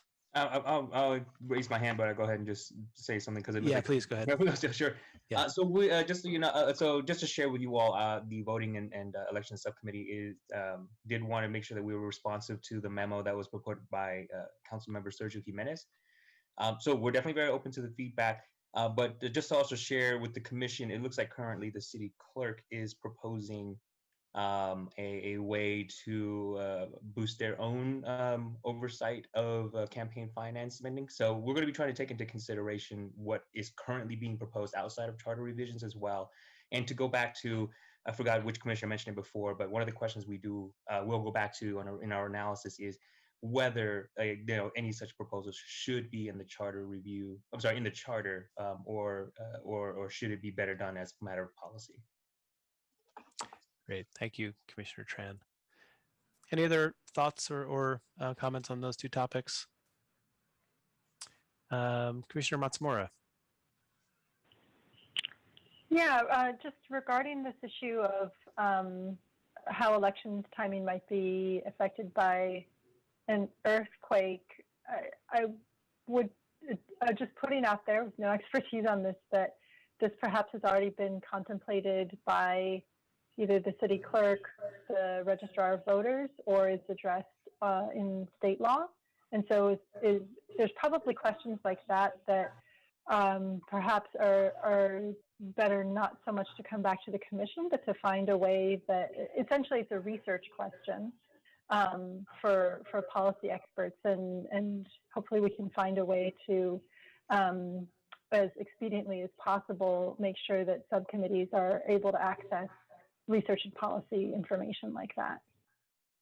Commissioner Matzmer, I'm going to respond to that. I agree with you, and that was one of my, when I saw the question, I was like, that's where I would ask the city attorney to tell us what the law is, because who has jurisdiction is a legal question to me. So if we could get clarity from the city attorney around what is the county's role as the county, registrar of voters, what's the city's part of that in terms of our election office. So it's like, to me, that's a good example of a question that a subcommittee should send to the city clerk for not necessarily even research, but just the quick research of, can you give us an opinion of how we should proceed in this area? So that's the kind of good question to send in so that we can get you back information in a timely fashion.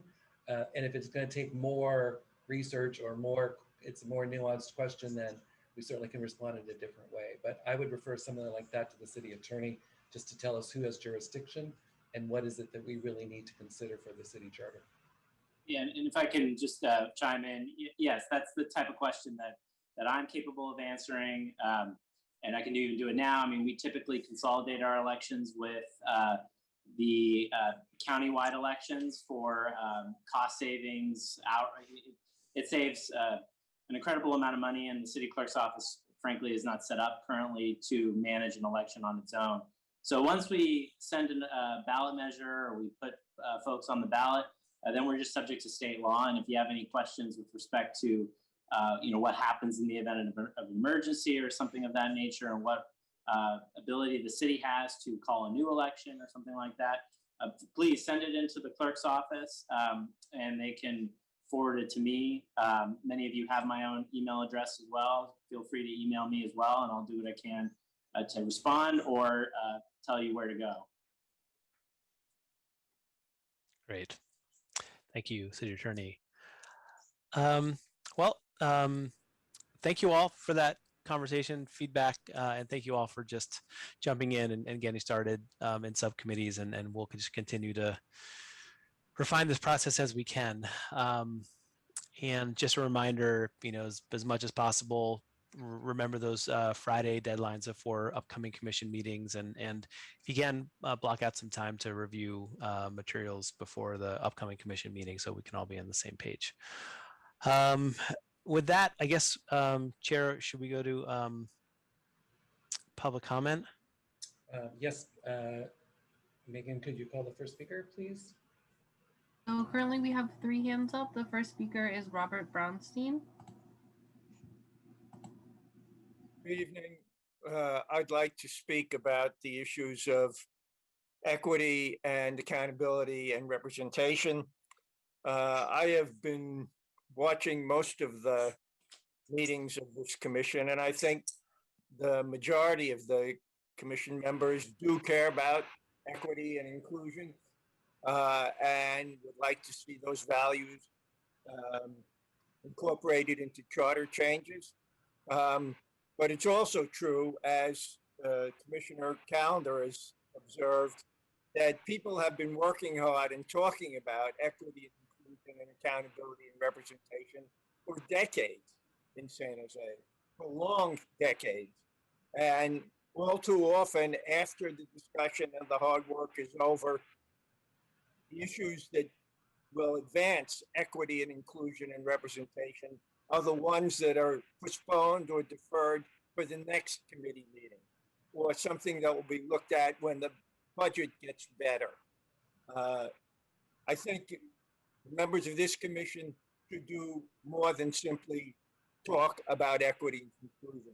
You should make it your primary goal to see that those values are incorporated in the charter amendments, or specifically substantive amendments that advance equity and inclusion and equity and inclusion lenses that inform all the other recommendations.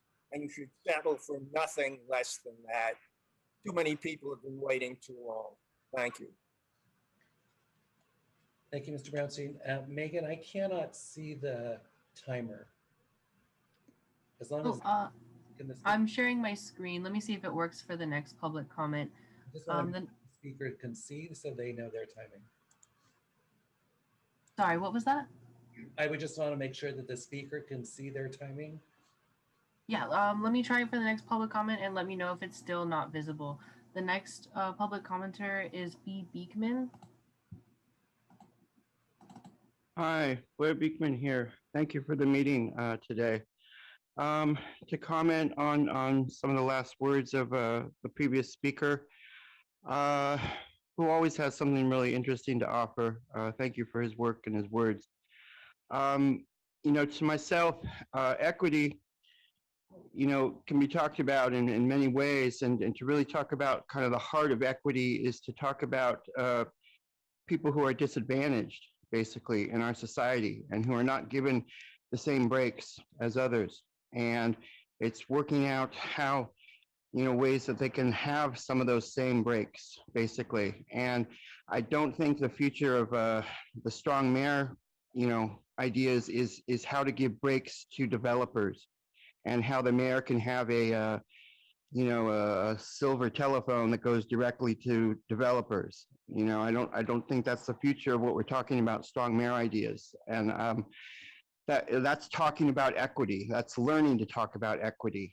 And I didn't hear today at this meeting, you know, my feeling the importance is to talk about how community can be more involved with its council to address city manager ideas. So I didn't hear much talk about the subcommittee process, how there can be public input. And I think that's been denied in the past in San Jose. I think that's something to really work towards, is just simple public input to the subcommittee process. I'd hope to ask about that. And thank you incredibly for asking about what is the status of earthquake and how to talk about natural disaster and earthquake preparedness for the next few years in San Jose, and the legal ramifications of that. Thank you for doing that. As long as we have open communication always about the subject, no matter where it goes, that's important. Just, I hope we can be open with each other about the subject so no one gets hurt, basically. And good luck in our good practices. Thank you. The next speaker is Alina. Oh, Fred, were you able to see my screen this time? Yes, thank you. Perfect. Hi, I wanted to speak again and echo what the two previous speakers had said. I believe that we should be prioritizing equity and inclusion in the process. And I think that the commissioners, especially the commissioners of color who've been asking for this and talking about it since day one in January, have been really trying really hard to make this process a little bit more accessible for everybody. And I don't think it's fair that we've spent all this time just talking about it and they haven't really been set up for success. And I also urge the commissioners to really look at Section 10, which is how we run boards and commissions. I think from the beginning that this commission has not been set up for success. Commissioner Landiep had mentioned in the beginning, like, what is the process? Are we doing Robert's Rules of Order or Rosenberg's Rules of Order? There is no, official training on that process. I've seen serious, many violations where public comment was not taken before a vote.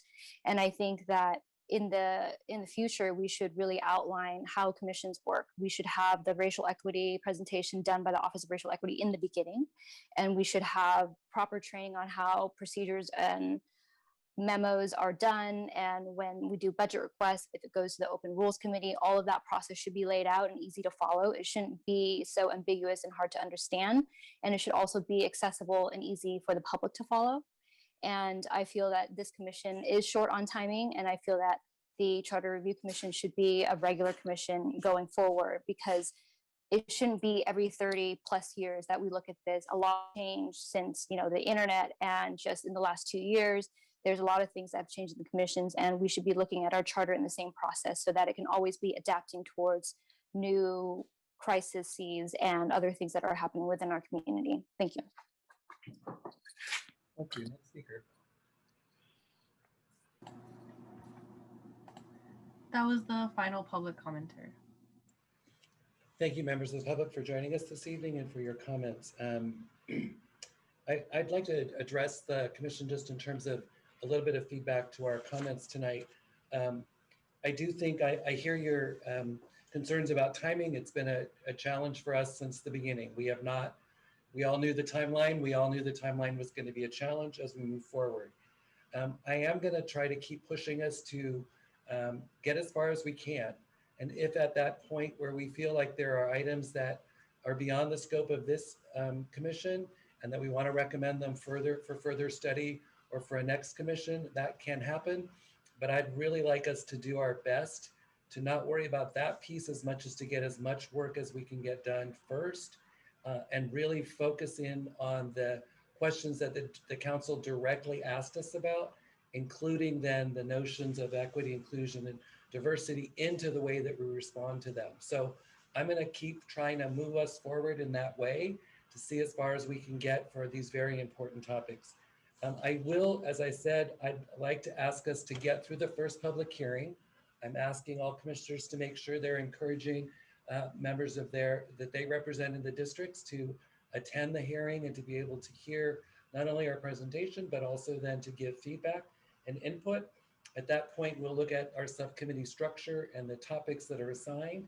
And then there should be some triage work within the committees to really look at what we've been asked specifically to look at, and then to be able to understand what is it that it might be nice to do, but it doesn't seem like we're going to be able to. But really, what are those kind of critical pieces that we have? I'm not as concerned about the conflicts of one committee doing something and another committee not doing something at the very beginning, because as soon as you get your subcommittees recommendations as close to the beginning as possible, we're going to have full discussions around them. So the process question that I think a couple commissioners asked, we will have your subcommittee reports in. We will have time to have looked at them. We will obviously know when there's conflicts, but we're not going to go too far down the line before the recommendations are going to have the first hearing, if you will, at a commission meeting.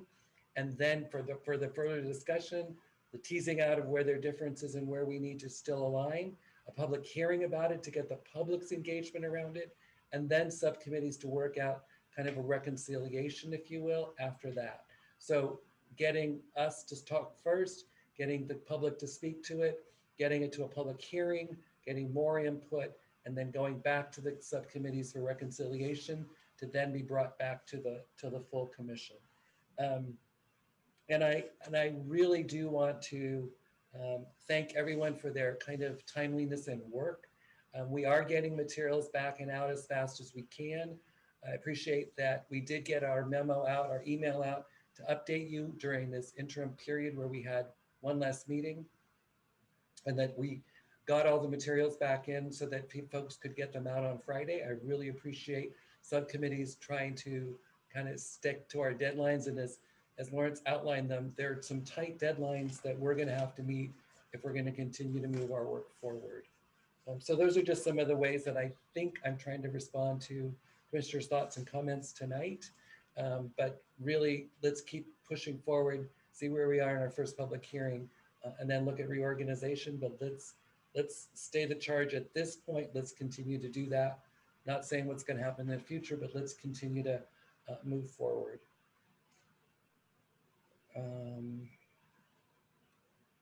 Commissioner Monley.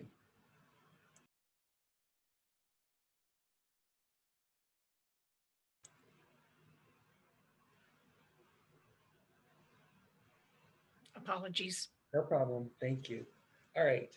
Our next item is a question that Commissioner Fuentes asked us to bring to the agenda, which was the discussion of the Charter Review Commission bylaws. I wanted to just respond. I don't want to say it that way.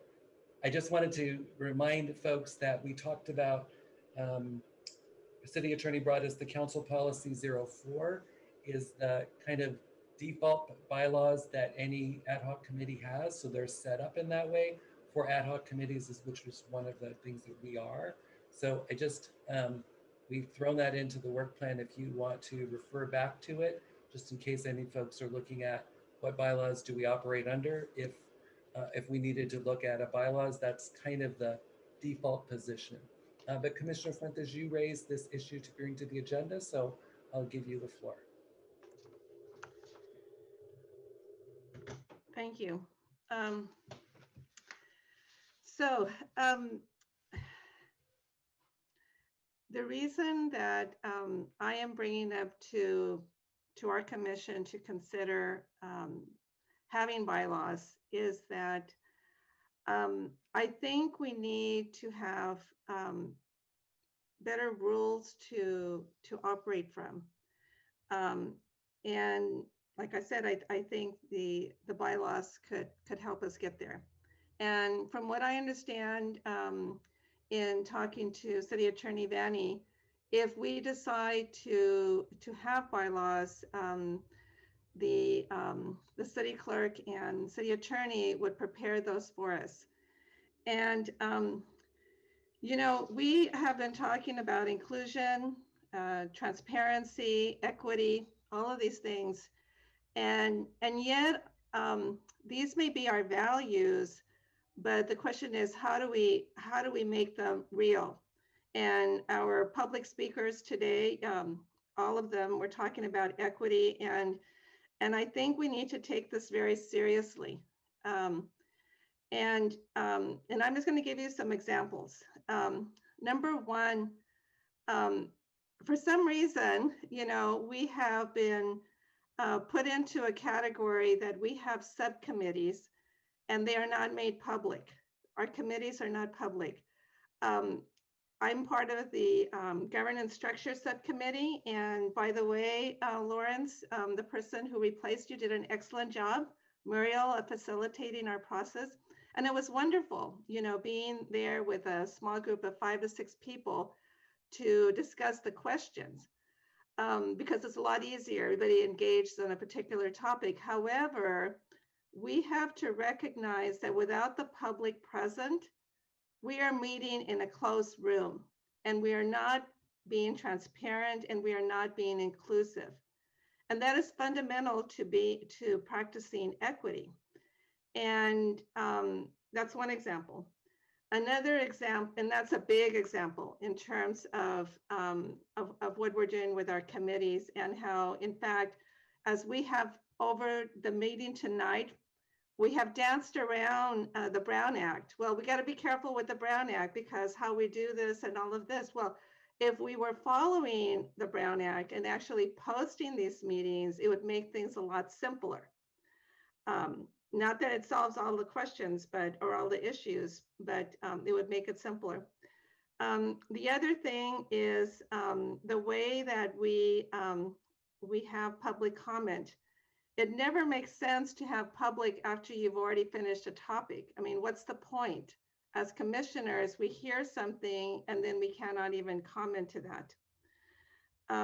There's, you know, I know we have limited amount of time, but what I wanted to ask the commission is if we could consider looking at, I mean, we can look at what you said, Chair Ferrer, that we already have a set of rules that we're following as an ad hoc committee, but also we could think in terms of the template for the bylaws that the city has. And so I want to suggest that we consider that. Now, I also want to make one important point. This commission was given 2 specific topics, yes, but we must not forget we were also told and anything else that we would like to consider. That's part of our charge as far as what I see. It's not just the 2. We can go beyond. And even though we are already in the month of June and, you know, we have a limited amount of time, we think, I really do think it would be worth our efforts to consider bylaws and to you know, I mean, starting with our values in the bylaws, why we exist, what we're trying to accomplish for our city, So we make it very clear, this is what we're committed to. And that way, when the public sees our actions, they know that we either are or not following what we said we were going to do. Anyway, I don't want to take more time, but I really wanted to see if other members of the commission want us to consider this. And that is, I'm not saying that we will have bylaws, but at least consider the question and maybe work, a small group of us work with the city attorney and the city clerk to see how we could prepare a draft of bylaws. And I think that another example, just wanted to add, with all due respect, Chair Ferrer, you have a hard job to, we have a lot to accomplish, and I really respect and value your leadership and your responsibility.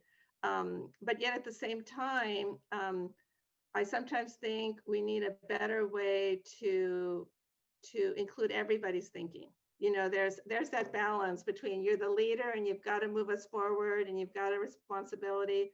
And then there's 22 other people or 21 other people that, may want to weigh in on a question that you feel you need to resolve yourself and lead us to our endpoint.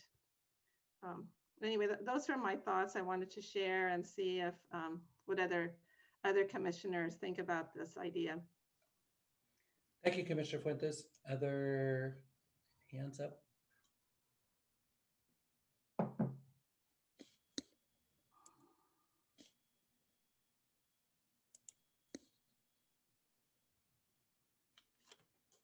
All right, I don't see any hands up. Commissioner Matsumura.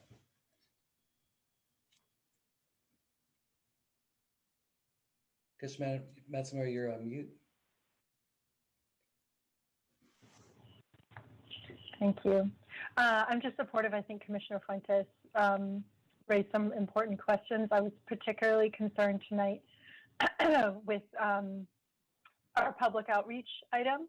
I think our two speakers, Alina and Matt King, shared some really, really thoughtful points in public comment, and they shared it, and we immediately moved on to our next topic. This has happened a number of times, and I understand it's consistent with the rules, and yet that's why we have the ability to make rules, consistent with overriding city policy and law, but that work for our commission to be able to achieve its task. So I think Commissioner Fuentes has raised some important issues, and if bylaws are the best way for us to be able to address them, then I would be supportive of that. Any other hands?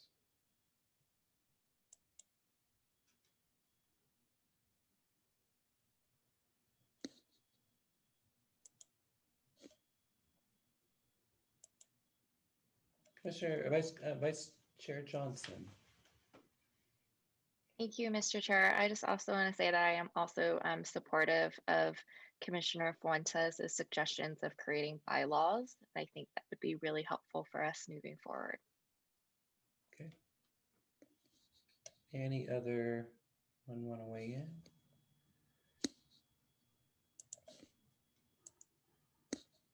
All right. Commissioner Borosio. Perfect, thank you. I am also in support of what was just presented. I think from the community engagement piece, it does allow for some predictability and some reassurances about how we operate. So if anything, I think it will provide that structure and that transparency piece. Okay. Anyone else?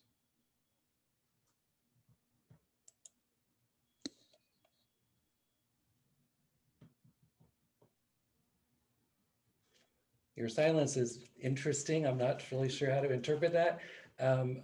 Commissioner Fuentes, do you want to make a motion? Well,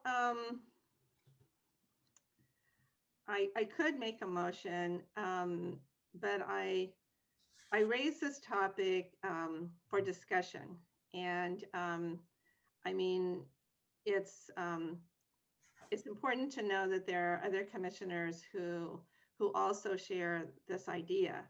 And I could make a motion, and I'll just make an attempt here. And it's simply that that our commission will explore with the city attorney and the city clerk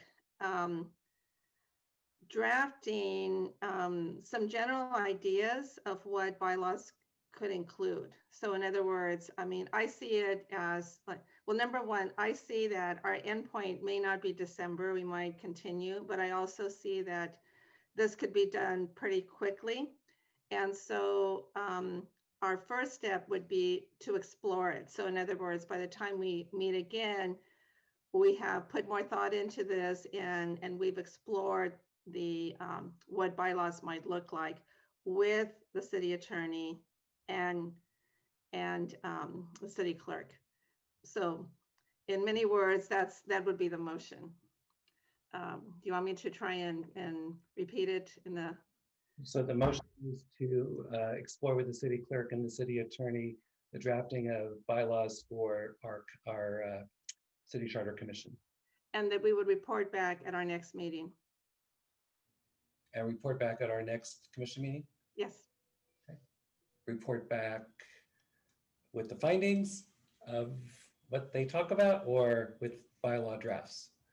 Probably the findings and, you know, what could be some tenets of the bylaws, so Okay. that it would be our exploration point, and then from there we decide if we want to go forward with actually putting the work into bylaws. All right. Is there a second to that motion? Second. Commissioner Segura, is the discussion? Yeah, no, I second. Right, discuss. So thank you for the second, Commissioner Segura. Is there a discussion? Commissioner Marshman. I would be sympathetic to the idea if we were anywhere near the beginning. As far as reaching our deadline, we're just a few months away, and some of us are concerned about being able to get the work done. So I will not support the motion. It's not a bad idea to try to come up with separate bylaws, but they'll probably have financial implications anyway that we would not be able to resolve. So, so I will not support the motion.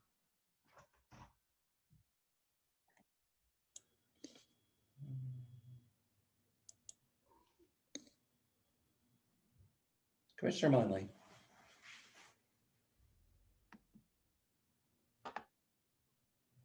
Yes, I won't support the motion either.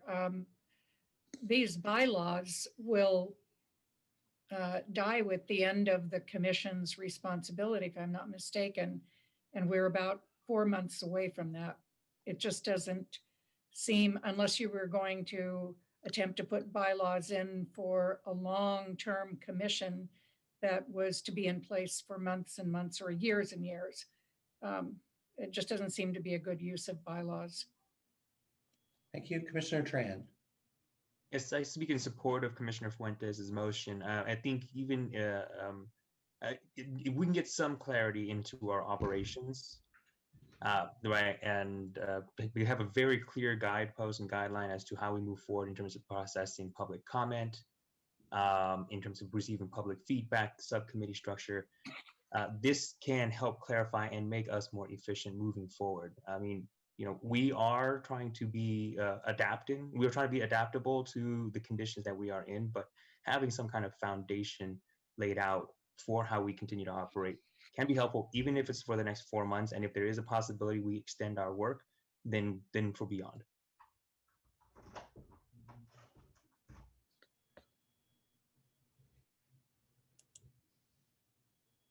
Commissioner Bruce. Yes, thank you, Chair.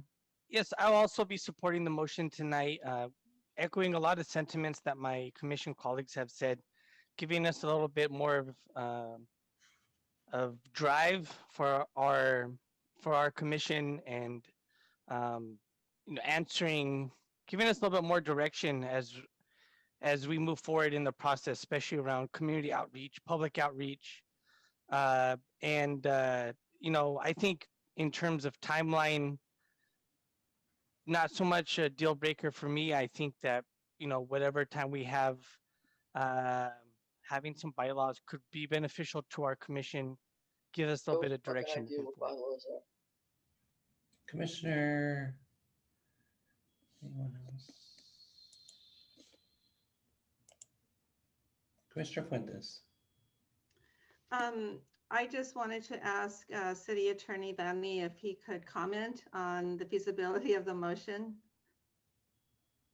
Well, at one point was, is there any specific commissioners who will be tasked to work with myself and the city clerk? That's the only point of clarification I would have. Thank you. Okay. Commissioner Matsumura. Thank you. I just wanted to underscore what I heard from Commissioners Tran and Baruch, that we are, I think it was you, Mr. Chair, might have been Lawrence, I can't remember, who noted towards the beginning of our meeting tonight that we're entering a new phase of the Commission's work. We are going to be, hopefully, I think we're all really hoping, dramatically increasing our public engagement and really digging into the content of why we're all here. And so doing some work to ensure that we have the best possible process at this time is incredibly timely. I did want to see whether the maker of the motion and the seconder would be interested in accepting a friendly amendment that specifically would request the city attorney and the clerk and any commissioner who would be working with them on exploring bylaws to look specifically at the couple of issues that Commissioner Fuentes raised in her opening remarks related to being able to respond to public comment, you know, within the confines of the Brown Act, but ensuring that we're able to respond, and also that we're consistently taking public comment before voting. And then second, if I understood Commissioner Fuentes correctly, proposing how we can ensure that we really hear at all times from every commissioner who wants to speak. And then I did also just have a quick request to the chair, but first I wanted to see if there's a response to that friendly amendment. Yes, that's fine with me. Commissioner Segura. I'm sorry. I'm having a hard time with these. Let me take these off. I'm sorry. Did you have a question? Yes. Mr. Matsumura had a friendly amendment and you were the second. Yes. You accept the friendly amendment, or do you need her to repeat it? No, I can hear. I was having a hard time with you. All right, and you accept that. Commissioner Bruce, you have your hand up still, or? Oh, sorry. Just quickly, the other question I had or request is that we do take public comment before the vote on this item.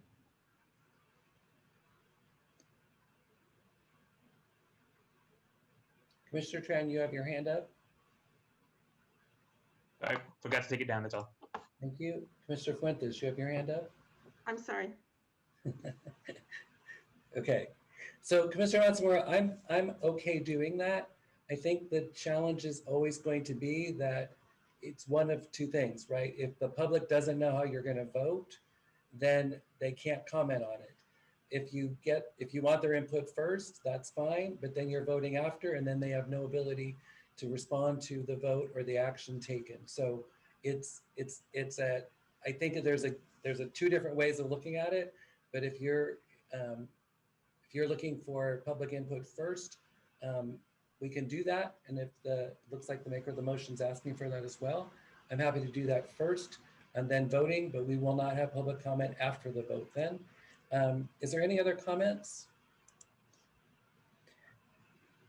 Seeing none, I will ask Megan to call the first speaker from the public.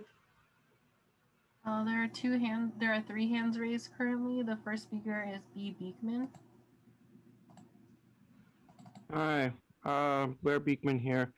Thank you for raising issues of how to run public meetings. I think you're running the public meetings better, more interestingly than in the first months. And learning the democratic process is always it can be difficult, but yet I think it can be really rewarding once we start understanding what is simply good public practices.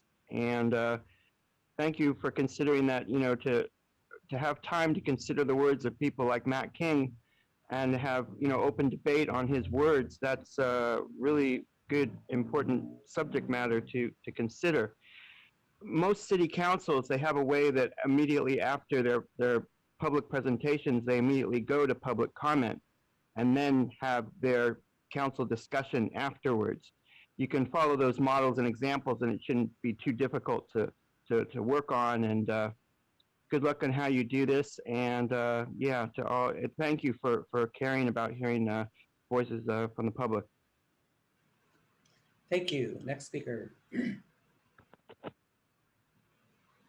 next speaker is Elena.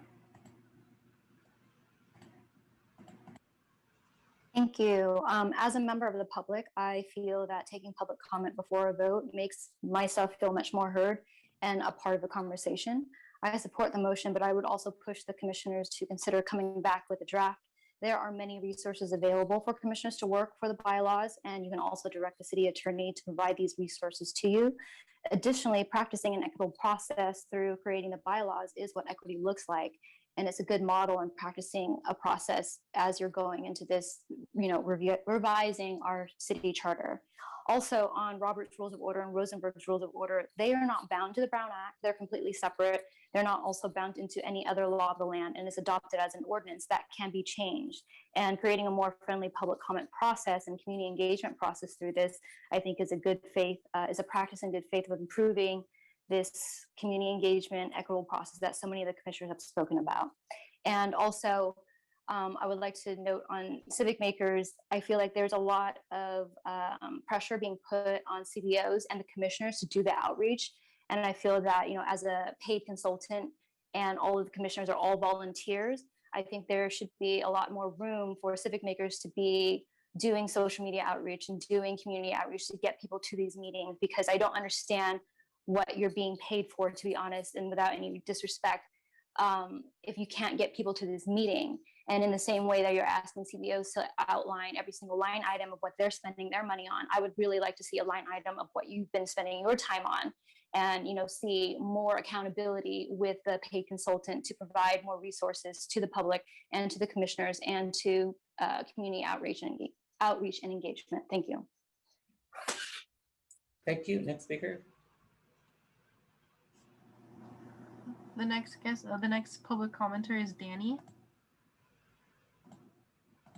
I don't know what to say after that. I mean, that's exactly everything that I had to say. The number one thing was that, I really support the ideas of bylaws. So I will just end with that. That was fantastic. Thank you. Is there another speaker? That was the final speaker. Thank you. All right, let's call the vote. Megan, you'll take a vote. A yes vote is to the direction of the city clerk and the city attorney to come back to us with the, I want to say, the parameters of doing the bylaws, with the consideration that with all the different issues that have been laid out in terms of what the purpose of bylaws will be for this, in terms of increasing equity, inclusion, and diversity practices. All right, I'll call the roll. We'll start off with Barbara Marshman. No.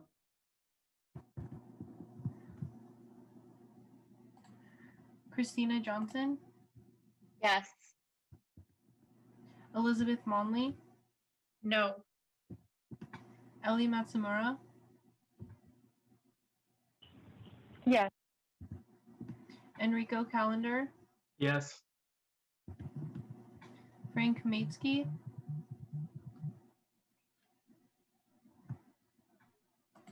Yes. Garrick Percival, Yes. George Sanchez,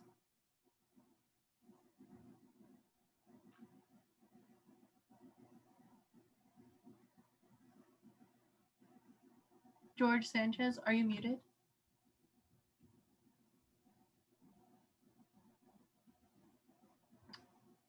Commissioner Sanchez?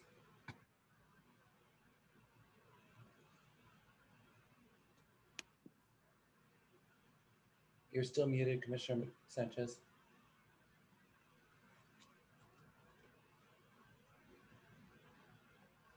Megan, let's come back to him. Keep going. Okay. Hui Tran, Yes. Jeremy Barus, Yes. Jose Posadas, Yes. Linda Lazat, No. Luis Barrocio, Yes. Magnolia Siegel, Yes. Maria Fuentes, Yes. Sammy Robledo,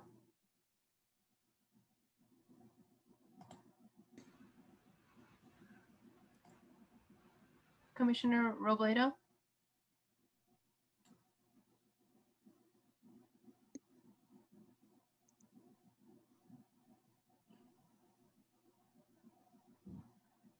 sorry, I didn't catch your vote there. Commissioner Robledo, would you like to vote yes or no on this motion?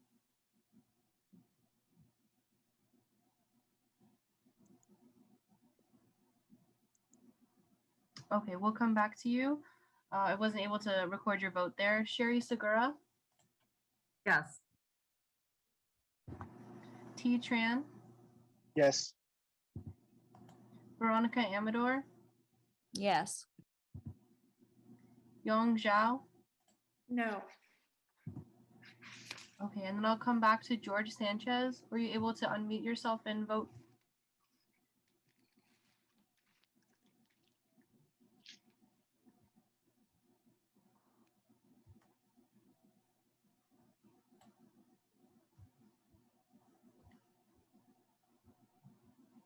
Commissioner Sanchez?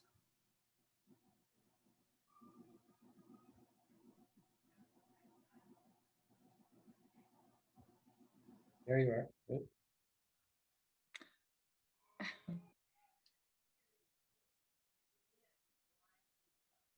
Did you want to vote yes or no?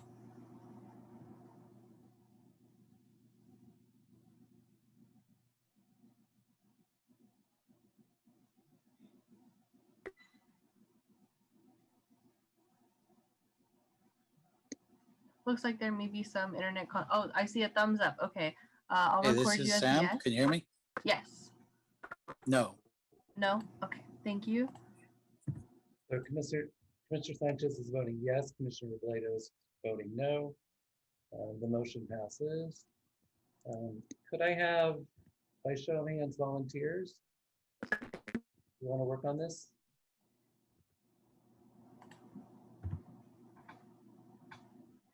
I'll work on this along with Commissioner Fuentes. Thank you, Commissioner Tran, Commissioner Fuentes. Anyone else? Yes. Awesome. Vice Chair Johnson, thank you. Great. All right. Next item is the public comment from the public on items that are anyone who addresses the commission on something that's not appearing on tonight's agenda. Is there any speakers who wish to address the commission? There are currently 3 hands raised, the first of which is Blair Beekman's hand. Hi, thank you. Blair Beekman here. Thanks for the meeting tonight. It's been a good experience for myself, learning how you're working. And I think I've stressed the importance of open democratic practices that are important to myself. I feel in the second half of this decade, as much as we're talking about equity and reimagine ideas, I think in the second half of this decade, open democratic practices is going to be a really important concept to ourselves. And we're going to be thinking of local community democracy, not only as ideas of a representational, as a representative republic, but ideas of the individual within a community. How can they have a voice? And I think we're finding ways to develop that voice of each individual having their place and able to speak and make their point heard and felt and understood. That's interesting, and that's could be our future. And I don't think it's the strong mayor ideas of, you know, working with developers and all that stuff that can help procure what is possible in the second half of this decade and the future of ourselves.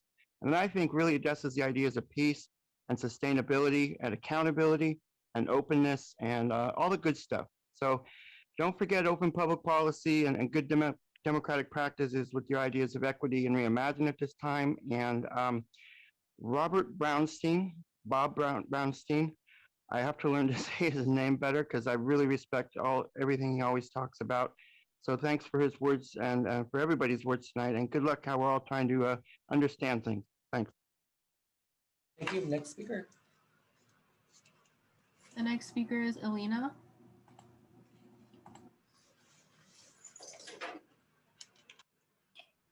Thank you, commissioners.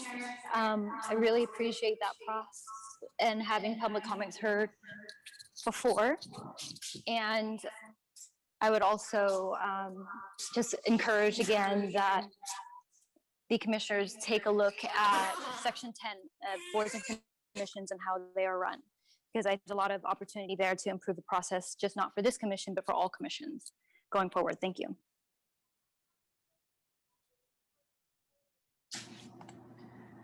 The next commenter is Danny.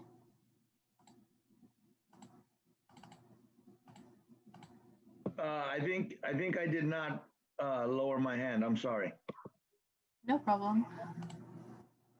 That was the final public commenter. Thank you so much. Thanks to members of the public for joining us tonight. I'm going to adjourn our meeting until our next meeting, and we'll contact those commissioners to look at working on the bylaws in between our meetings. Good luck to all of you in your subcommittee work. We appreciate all your efforts on our behalf of our community in those areas. And we will wish you a good night. We are adjourned. Bye. Thank you. Good night. Good night.